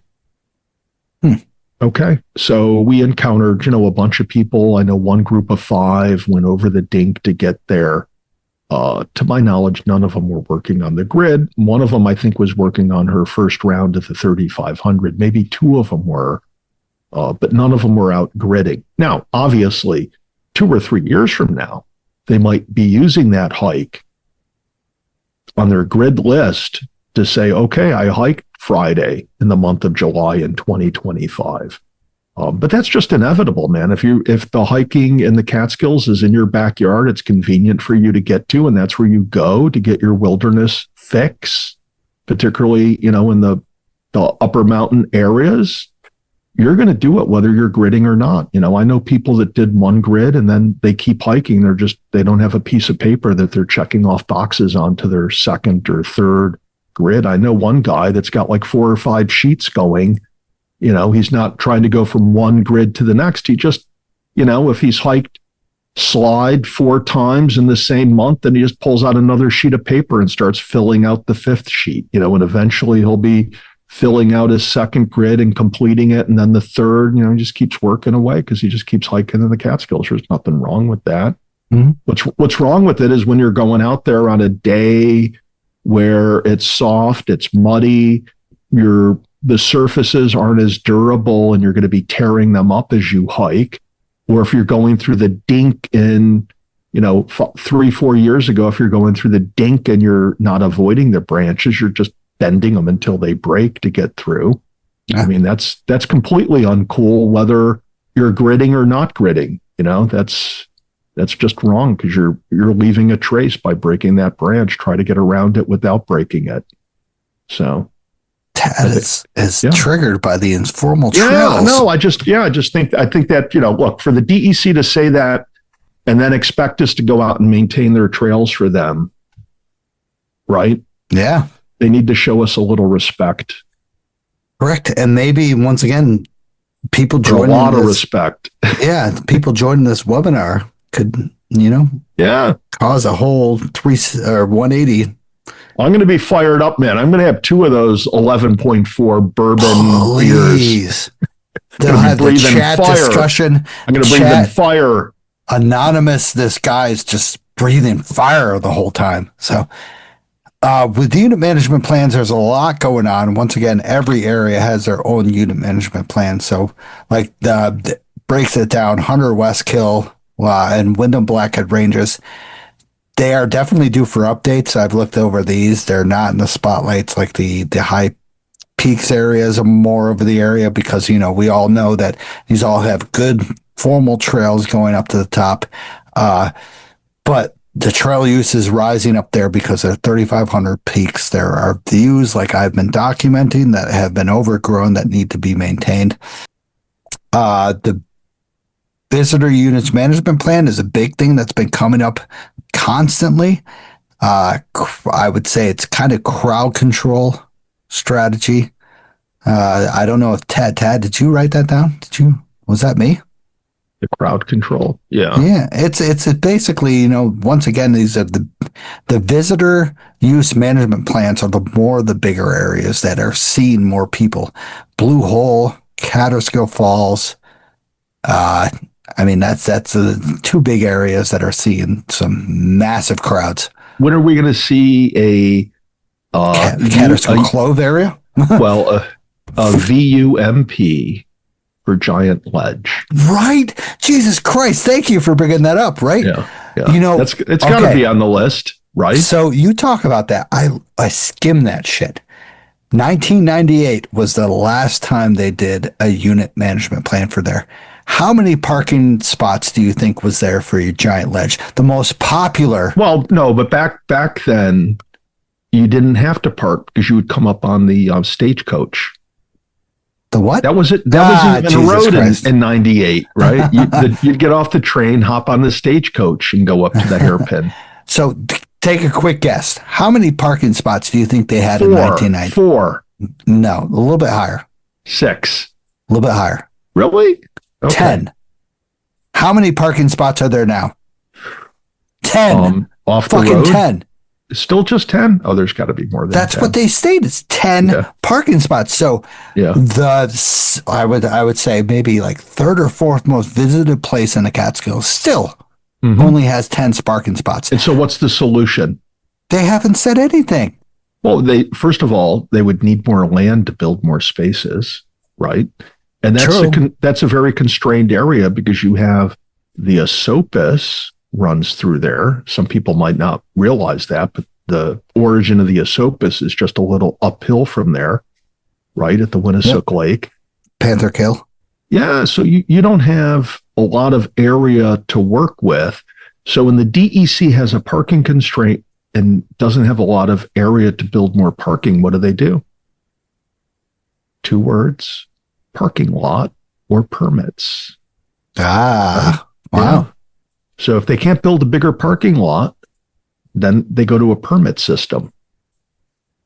And then, now the long pause of the night occurs. Yeah. Right? Can you imagine that? You want to get in a quick hike? I'm going to go to Giant Ledge, quick hike.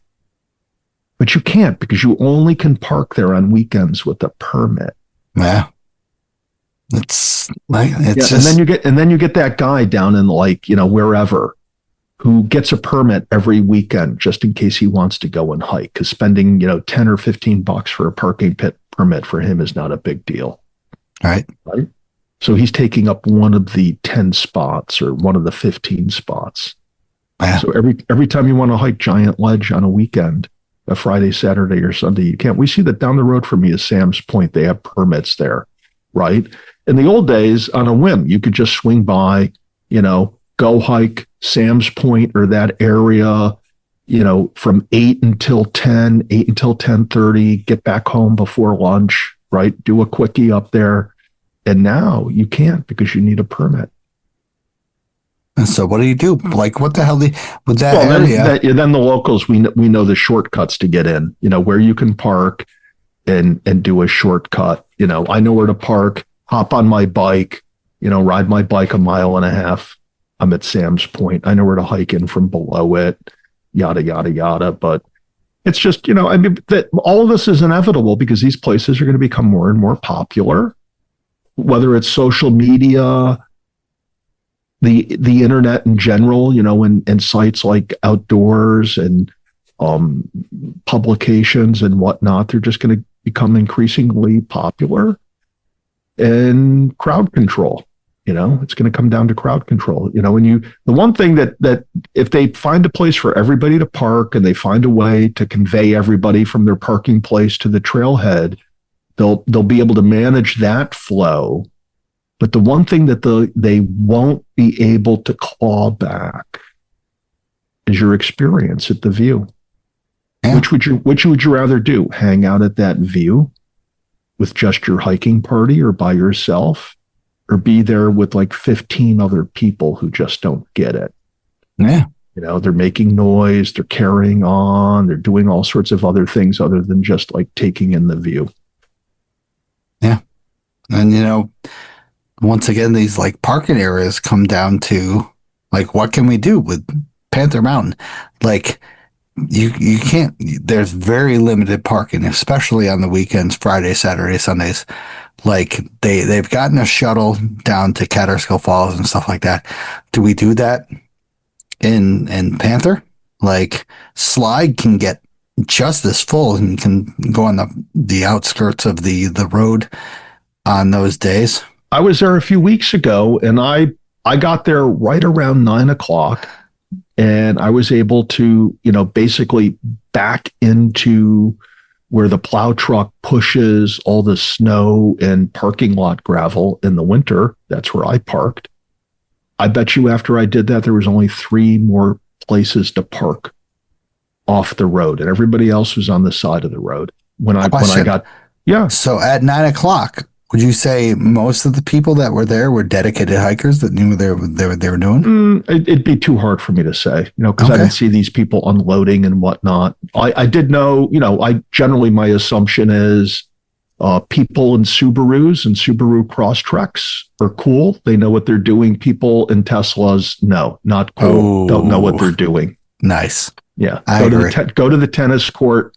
Stay away from the trail if you're in a Tesla. What is that new thing that they called? What is the tennis thing that they call now? Pickleball. Pickleball. Yeah, that's what you should do. Stick to it. Yeah. So now, I mean, once again, these areas, Slide Mountain, Panther, stuff like that. Should we get a trolley from the the Catskill Center is a long haul going up to Panther Mountain. So there's these. Well, but just think about it. If they had some level of shuttle or trolley service, point-to-point hiking would be more viable, okay? You could, instead of doing it out and back, because you run into it all the time on Slide, Cornell, and Wittenberg, people that are hiking from point A out to the furthest mountain, turning around and hiking back, okay? When I thru hiked it a couple weeks ago, and ran into Davis, who was doing an out and back. Other than the campers I ran into, most of the people in Davis were just hiking the 3 or hiking 2 of those mountains and turning around and going back to their parking lot. Few people are able to thru hike it because they only have 1 car. But if you had some type of service, a couple times a day, shuttle people from one place to the other, from Woodland Valley to Slide and vice versa, people would be able to thru hike it. And better than that is, start doing, parking instead of at Woodland Valley or at the Slide parking area. You get people to start parking at, either municipal lots, school lots, other public lots, and do the shuttle service from there. And then, the shuttle can be, have service more areas, and you won't have people driving out here and there to park here and there. The bummer is that once you get to the Slide parking area, you hop off the trolley, the bus, the whatever it is, and you start your hike and you realize that you forgot something back at your car. It's kind of a bummer. Yeah. But I think they do that some other places where they have some level of shuttle service. But the problem is the economics of doing that, right? Yeah. That's going to require some level of government subsidy to make it viable or worthwhile to do. Building bigger parking lots where you have the space is obviously a cheaper option, not necessarily a more desirable option. But as we already discussed, to a DEC administrator who is not an avid hiker, to them, a viable option is permits. Yeah. We can kill 2 birds or 3 birds with 1 stone, and that is we're going to limit hiking traffic, which lessens the burden on the trail, and we're going to eliminate parking on the roadside or reduce it by just restricting access by requiring a permit. Yeah, I don't know about so that. So we need to rise up and revolt. I want you, wherever you are right now, stand up and yell, I'm not going to take it. No permitting. Stop the permitting. So, another big thing is, you talk about a lot of these people, there's big groups doing this, of course, Slide, Wittenberg, Cornell, stuff like that. And, there's a lot of places that you can park that most people come into that you can park to kind of Carpool. Carpool, like the Big Indian lot. There's a Big Indian parking area right down at the junction of 42 and 28. Is it 23 or 28? 28. That there's a big junction that there's a park that you can probably fit 20 cars in there, 20, 30 cars. Yeah. There's there's parking lots all over if you really think about it. There's municipal lots in Hunter, Tannersville, Phoenicia. And most of the people come through there, like from the Hudson Valley. You know, you can. There's no need to park 8 cars for 8 people. You can. Yeah, there's a park and ride right off the thruway in Kingston. But not a lot of people want to do that. Though. Well, I picked up a few people there, and then it's kind of nice, when you got a newbie, kind of talk to them in the car as you're driving out 28, and it's not bad. Then, but throughout the Catskills, there's a place to do. Like Danny Davis and I are often. We'll drop a car at the Catskill Center. Other people will drop a car at Bread Alone. They've got parking on the road there by Bread Alone. Right in Boyceville itself, sadly, it's got a bunch of abandoned properties, commercial properties. You can park there. Along 28, there's plenty of places to park. But, most people drive out to the parking lot, and that's where they meet up with their crew. And I think that within the next 5 or 10 years is going to be a thing of the past. If the trend keeps going the way it is, you're not going to be able to park all those cars there on a weekend. At the end of Big Hollow, there's not a lot of parking out there. Yeah, what, 4 to 6? Not even? Yeah. So when you turn down Big Hollow Road, there's plenty of parking out at the end. What do they call it? Maple Crest out there? No, the Maple Crest is over. Big Hollow. Yes. I'm sorry. So there's plenty of parking, at that junction, where you can, drop a few cars. There's also that municipal park with the lake. Yep. C&D Park. Yeah. And you drop your cars there, take one out to the end. Yeah. Right. Everybody meet frickin' there. Yeah. Go park up. Peck Hollow, do your whole thing and then come back. There's no need to take up, in Peck Hollow, there's probably 3, 6, 9, maybe 8 spots. Yeah. Yeah. But here I show up, one person, one hiker, one vehicle. So, but if you're ever hitchhiking on the side of the road, I'll even turn around, pick you up and drive you where you're going. I've done that many a times. Right. It's happened to me. I've had people, stop, ask me where I'm going, turn around, put me in their car, take me there, and then go on their way. So and it's we're all going to end up hitchhiking. Yeah, exactly. And if you can, once again, park at different places, carpool, stuff like that. Try to do it. I know a lot of these people are coming from the same area, so it's not that difficult. Hopefully. You all finish at the same time. That's a good group. Yeah. I gotta admit, I hate people who will travel fast and then just leave and this stuff. If I'm a group, I like to stay with my group. I like to kind of communicate with our group and be a group instead of just you have 2 people that end and then leave and then 2 other, it's. So is the effects of the barrel-aged stout beer wear off, it occurs to me that really the future solution to this problem is we're all going to show up with an e-bike on the back of our vehicle. And then we're going to park. We're going to park wherever the consolidated parking area is, away from the trail hike, offload our e-bikes. Right? Stosh is got the double 1-finger salute up. But we're all going to hop on our e-bikes and zip to the trailhead and hike from there. And so in that parking area that only has 10 spots, you can get 100 e-bikes there. Yeah, right. That's fantastic. Yeah, that's the solution. But we won't be able, I'm going to get this dig in, but we won't be able to afford them because the tariff will be so high on imported e-bikes. Zing. Yeah. Damn, I know, Zach Stein, who's I think Death by Nettles on Instagram.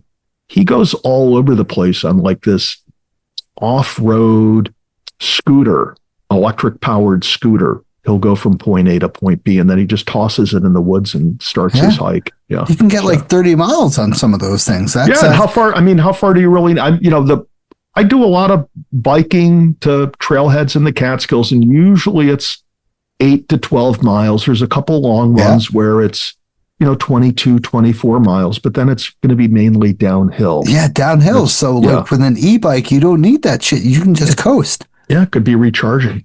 Yeah, it's just it's smart. So it's going to be Tad and Stosh's e-bike rentals. And where should we should do it, like out of Hurley? Should we do it in Hurley? Oh yeah. Yeah. So we're going to be based out of Hurley, and we'll have daily rentals. Send in your credit card information now. Don't forget the the security code. We'll need that in the expiration date to get your reservation, so you can hike Slide Mountain this weekend. Yeah. So basically, what we're saying: carpool whenever you can. Help everybody out. Education is education. Educate everybody. Once again, the DEC is severely understaffed. A lot of these places require major work, as Tad and I have been documenting a lot of time with their bridges, the signage, the trails as well. Once again, we have mostly all of the trails, in the Catskills are volunteer done. So these unit management plans were based upon, I would think, maximum DEC occupancy and stuff, but it's definitely a mixed bags of what's worked and what's not. I gotta admit, the new trails at Catskill Falls have worked pretty well, with the overlook platform being accessible to anybody and everybody to experience this beautiful area. And then the steps has reduced somewhat injuries and deaths within the past. I'm pretty sure it's like 5 years that it was installed, with erosion and safety and stuff like that. So that was a great, fantastic addition. The Blue Hole permitting system has definitely reduced overcrowding and waste and stuff like that. I could remember going to hike Moose. I'm not sure when it was, like back in like 2021, and I had to clean up garbage myself, and it was just absolutely insane. And now, I did it back in, I think it was like a year ago, with my nephew and Jessica, and sad that I had to clean up a bag of stuff, but teaching other people a lesson with stuff like that. So they have worked somewhat, but once again, these unit management plans take a lot of work with once I'm documenting the vistas that we have lost in the Catskills. Moose is being lost. I just went up to Black Dome, lost. Thomas Cole, the lower part of Thomas Cole is gone. There was, if you look at these unit management plans, there are a lot of vistas. There was once 3 on Slide Mountain, on the Curtis Holmes Route Trail, at the somewhat near the summit of Slide Mountain, and then below that on Slide Mountain, there were 3 on Cornell Mountain. There was like 3 on Wittenberg. So once again, there are a lot of these unit management plans that they kind of project that could be done, that they're too overwhelmed with doing. So I don't know if these people that write these, have like a projected path that cannot be near completed. So it's difficult. And I'm, Tad's a big hiker off trail and stuff, so he's kind of doing the informal trail stuff, and I'm doing the Vista stuff, because I'm a viewpoint junkie. So, what can you say? It's tough. It's tough with their staffing that they have with the DEC. I feel for them. So, what can you say? Yeah, obviously with any or most government agencies, they don't get all the money they want. There's certain inefficiencies in the organization, and their ability to implement their plans, are curtailed by a number of factors. And one of them typically is that, going forward, they end up dealing with budget cuts or, budget freezes and things of that nature. And overall, I think the DEC does a decent or better job. Obviously, there's some areas that we're going to bitch and complain about and that they can do better with. But, we can speak up and try to make our feelings known to them, and hopefully they'll take stock of them and implement these plans accordingly. And if they don't, then just do whatever the fuck you want and have a good time out there. Oh, no. Don't say that. Don't say that. That's a little hardcore right there. I mean, it was 11.4%, damn it. Okay. I can say anything I want. I got to admit I wish that could be the case. As long as you leave no trace, yeah, I'm good with it. So, and that's the key is, leaving no trace. I mean, there's some areas that you really shouldn't go to because necessarily you'll leave a trace by going there. But when you go in small groups or go solo, it's easier to get in and out of there undetected to nature.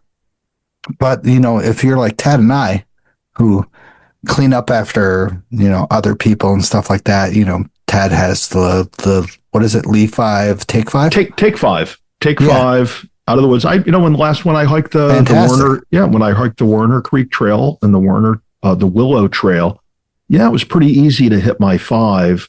Some of them, there was a lot of interesting, like little survey flag markings that were left along the way that I picked up. Yeah, a lot of those.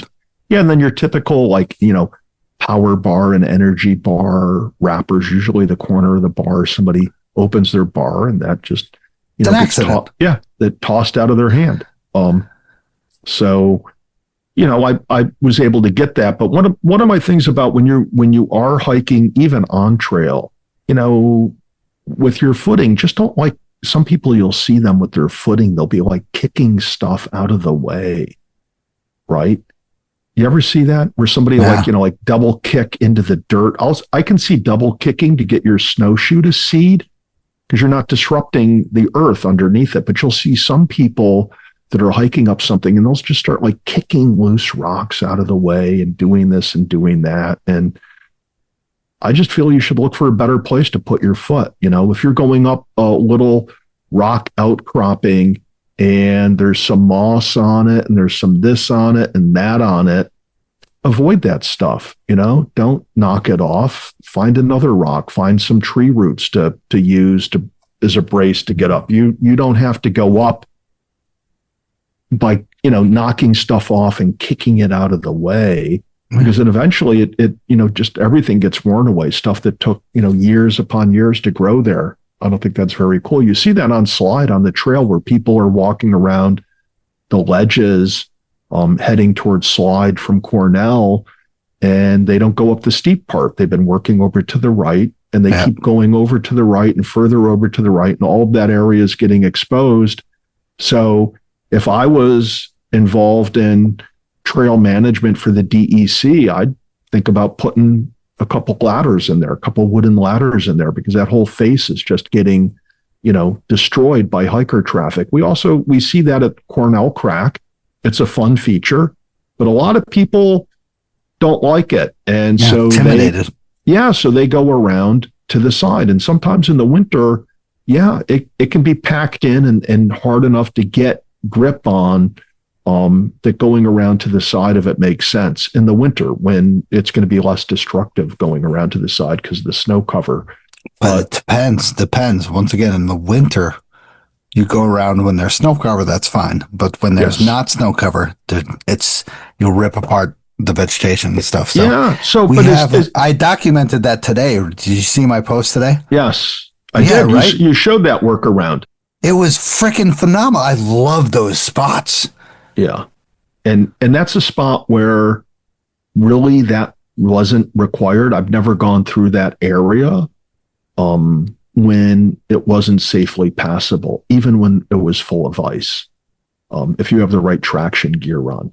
Yeah, right. I'll say Cornell Crack can be different in the winter. It can be difficult when the ice is packed it in, but not packed in enough that you can get your foot in there well enough. So maybe they need a set of ladders there.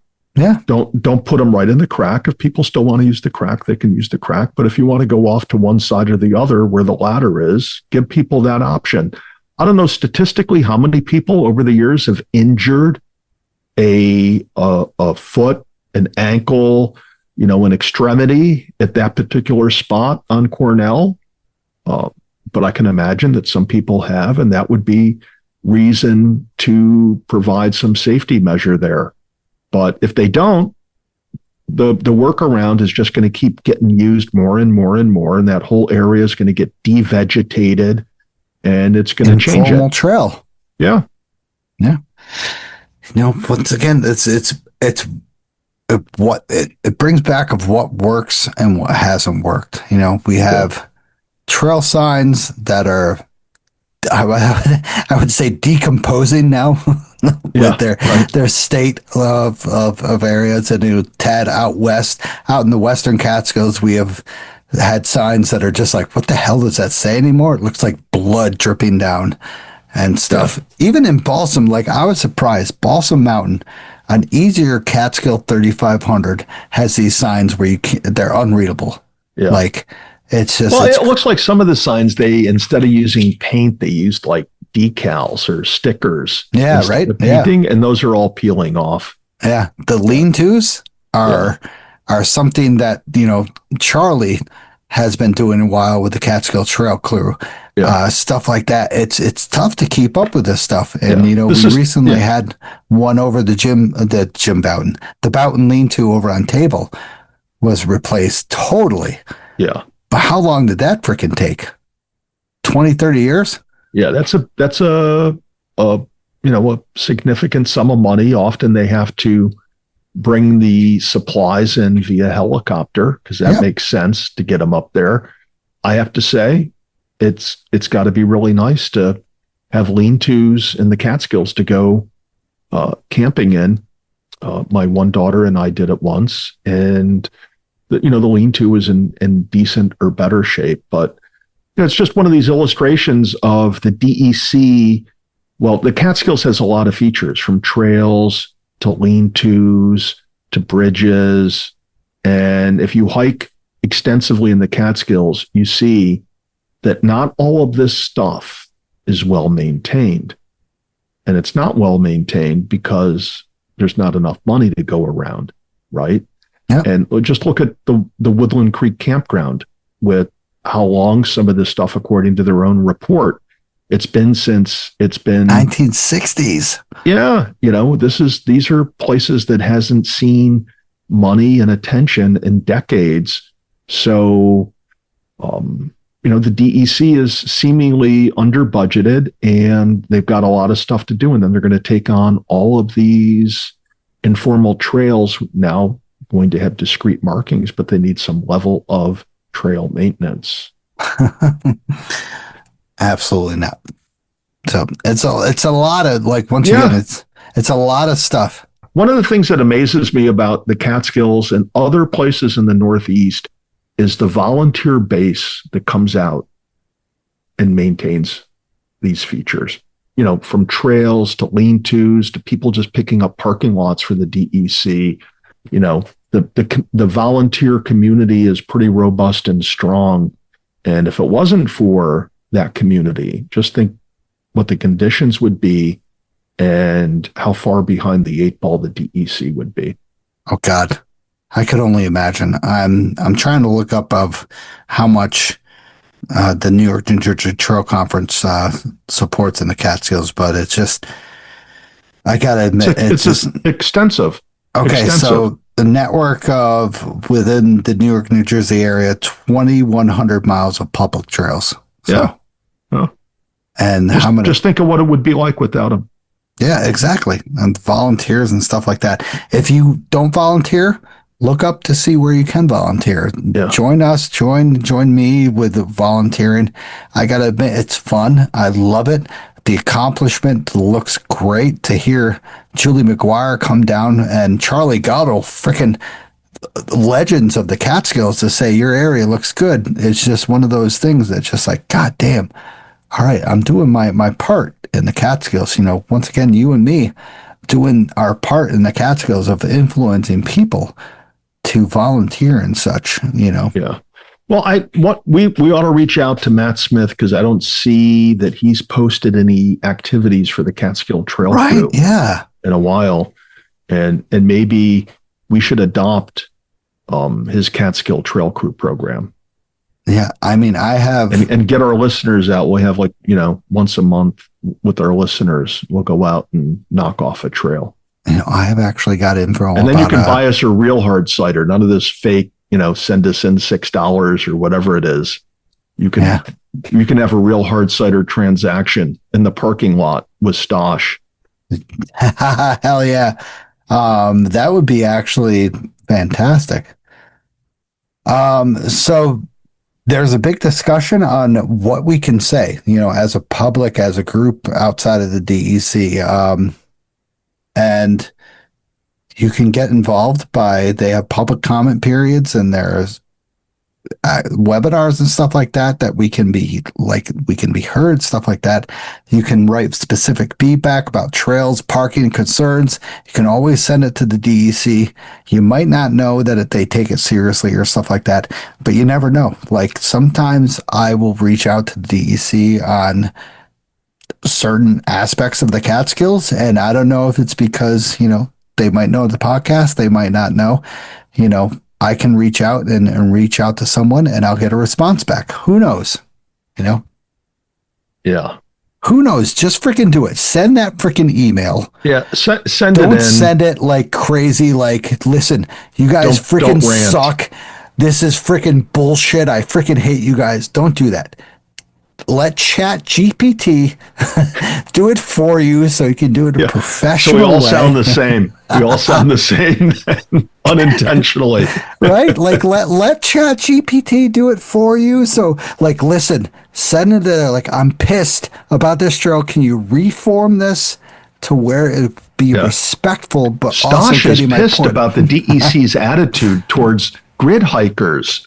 Stash would like the DEC to do something. Stosh would like somebody to do something about this. Is this your first time meeting me or something? Yes. Well, I'm Chat GPT. I'm doing it more phonetically. So true. At any rate, look, for a while, I'm going to be jaded towards the DEC and what they said about hikers, grid hikers, etc. I mean, shame on them. It's a big discussion. Yeah, it's going to take a while for that wound to heal over. Correct. And maybe, maybe with this webinar and maybe with this podcast, we can, change their influence on what they said and what they reported and stuff like that. So let your voice be heard through email, through this webinar that's coming up on Tuesday. It'll be in the show notes. And, maybe we can be heard and maybe it'll change their influence and be like, holy shit, maybe these people actually matter. So once again, get out there, volunteer, stuff like that. This will help out the Catskills. See what we can do to make a difference in here. If you don't like those nettles, freaking volunteer to knock those shits down or the vines or stuff like that. You never know. So UMPs, they make a difference sometimes. Sometimes they don't get answered. Once again, the DEC is severely limited. I could tell you this. Just with the rangers and stuff like that, they're severely limited, and I appreciate what they do. It's tough. It's a tough discussion. Yeah. Well, we know that there's a number of things that the DEC needs to address. I mean, we have the recent passing of Mr. Jackson, which doesn't reflect well on the DEC. We have, there's some soft spots in the draft visitor user management plan for the informally trailed mountains. But one of the important takeaways should be is the public comment period will be used by the DEC to justify the opinions and conclusions and the plan that they propose in their user management plan. And how so? How does that happen?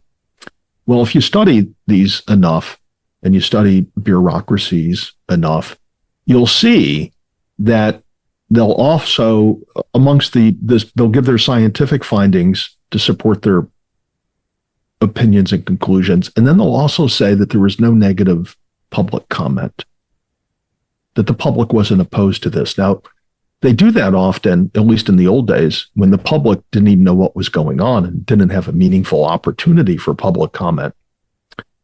In today's age, it's harder for the public to say, well, we didn't know what's going on, because all New York State agencies, from the uppermost government agencies down to your local planning boards, are required to keep a web page with everything accessible on it, other than what would be privileged and confidential, such as attorney-client communications. But they're required to keep all sorts of plans, applications, consultant reports, all this stuff, yada, yada, yada, needs to be available online to the public now, including these draft plans. And then you submit your comments, and then they'll weigh the comments in terms of their substantive merit, but also the quantity of comments. And they have to make some representation in their report to justify their findings, the level and extent of public commenting there was. So commenting in and of itself is something that's, has to be addressed in the report, and negative comments have to be reported by them. They need to summarize them and then either dismiss them as not being relevant or cogent to the inquiry, or they need to show how they're addressing or handling them. So, if we get a few people, a few dozen people, a few hundred people that generate some meaningful comments on this most recent draft user management plan, the DEC needs to deal with those comments, either by saying they're not relevant, there's no evidentiary or scientific foundation to them, what they're saying. But if your comments are based upon your experience in the mountains, and relating them, I think they really need to deal with those. So I encourage everybody to make their comments, because one of my views of things like this is, if you don't put your input in, then don't bitch at the government output. So That's great. Right? Yeah. So correct. Throw out your comments, put them in front of the DEC, grit your teeth, see what they do. But, look, discrete marking of these trails, I think it's a good thing. I think the longer they wait, the more damage is going to occur, whether it's to the birds or just the environment and terrain that you're hiking through in general. I think the time to do something is 5 years ago. But Correct. we are where we are. Let's go from the draft to action as fast as we can. Our comment changes everything.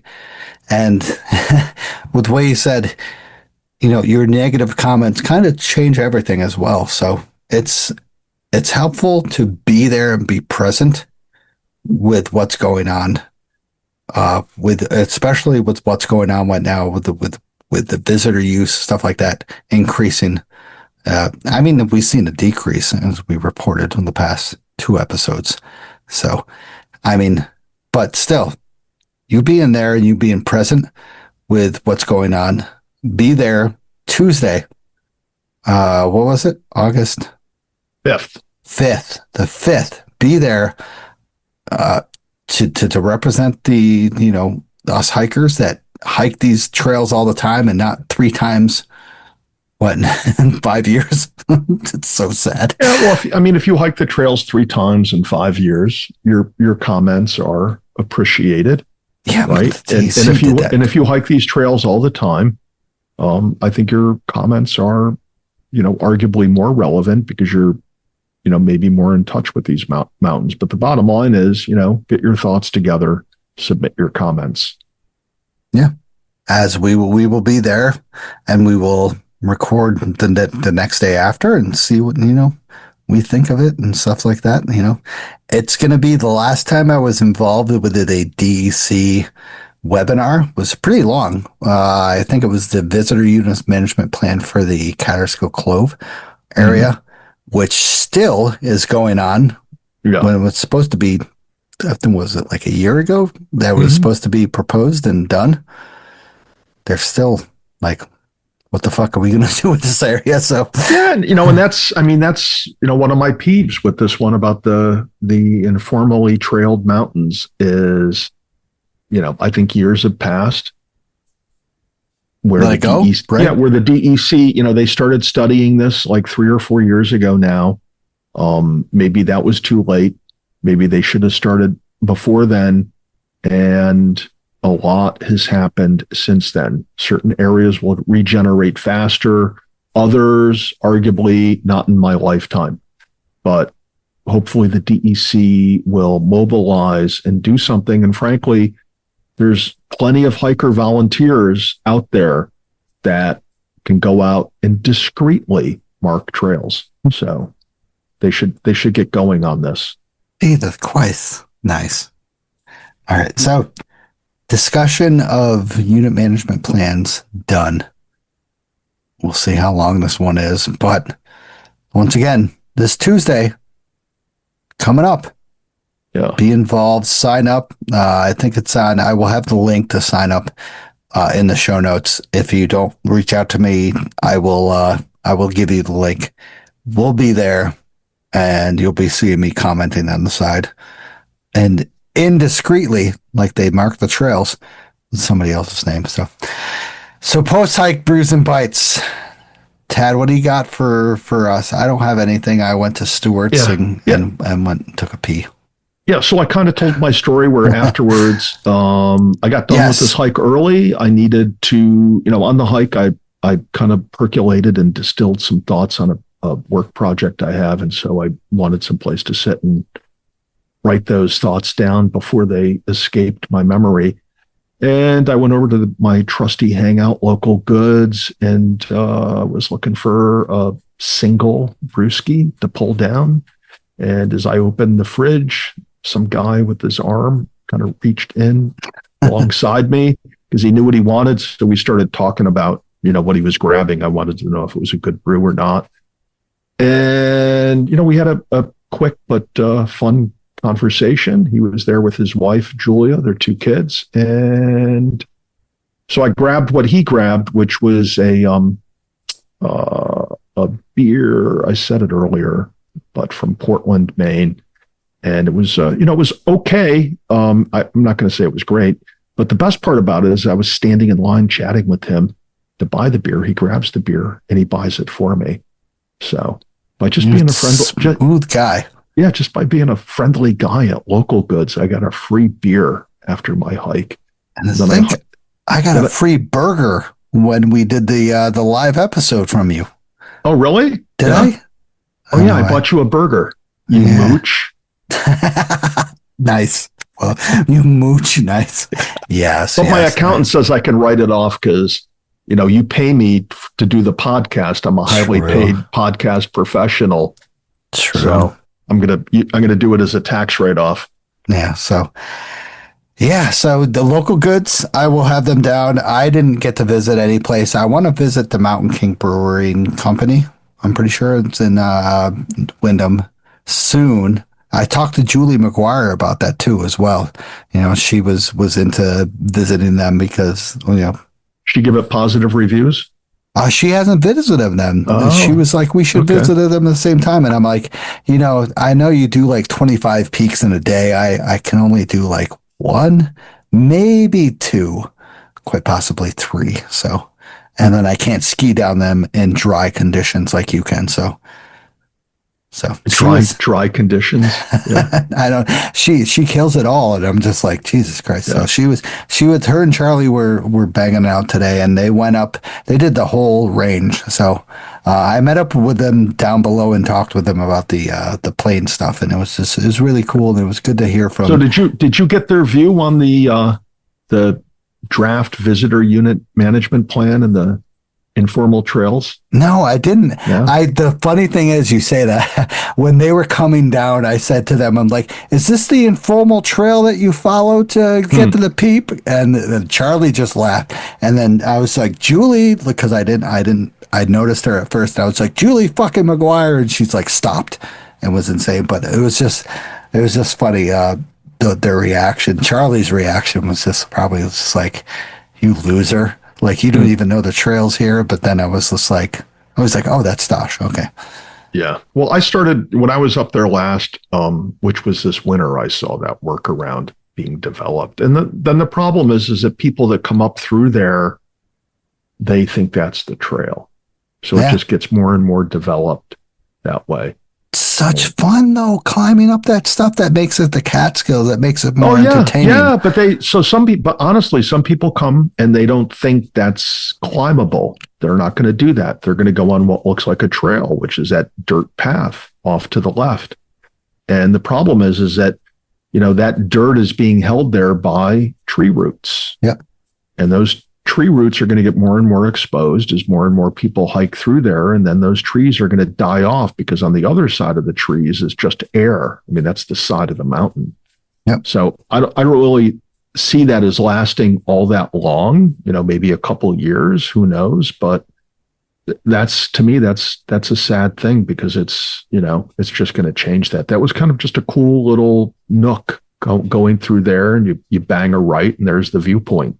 Yeah. Yeah. You go up a little couple, like 20, 30 feet and there's a viewpoint right up there that I didn't even Tad's viewpoint. So yeah, that's right. Yeah. So let's wrap it up. Let's do the wrap up. So once again, thank you to the monthly supporters and monthly sponsors. Once again, you're keeping this show going. You're keeping the Catskills going. I really appreciate you guys believing in us. We're 182, I would say 184 because of the live episodes and stuff like that.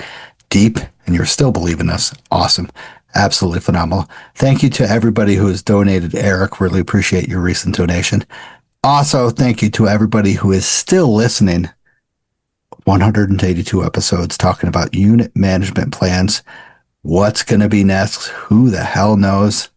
It's a big mystery. Well, I think the next thing after the management plan for the trailless mountains, it's going to be a unit management plan for the Catskill Mountain podcast. That's what they're going to try to they're going to try to manage us next.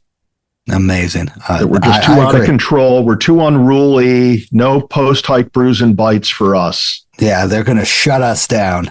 Yep, that's it. All right. So, Tad, have a great night. We'll talk about the future and see what we can get together going on. All right, buddy. Enjoy. Yeah, you too.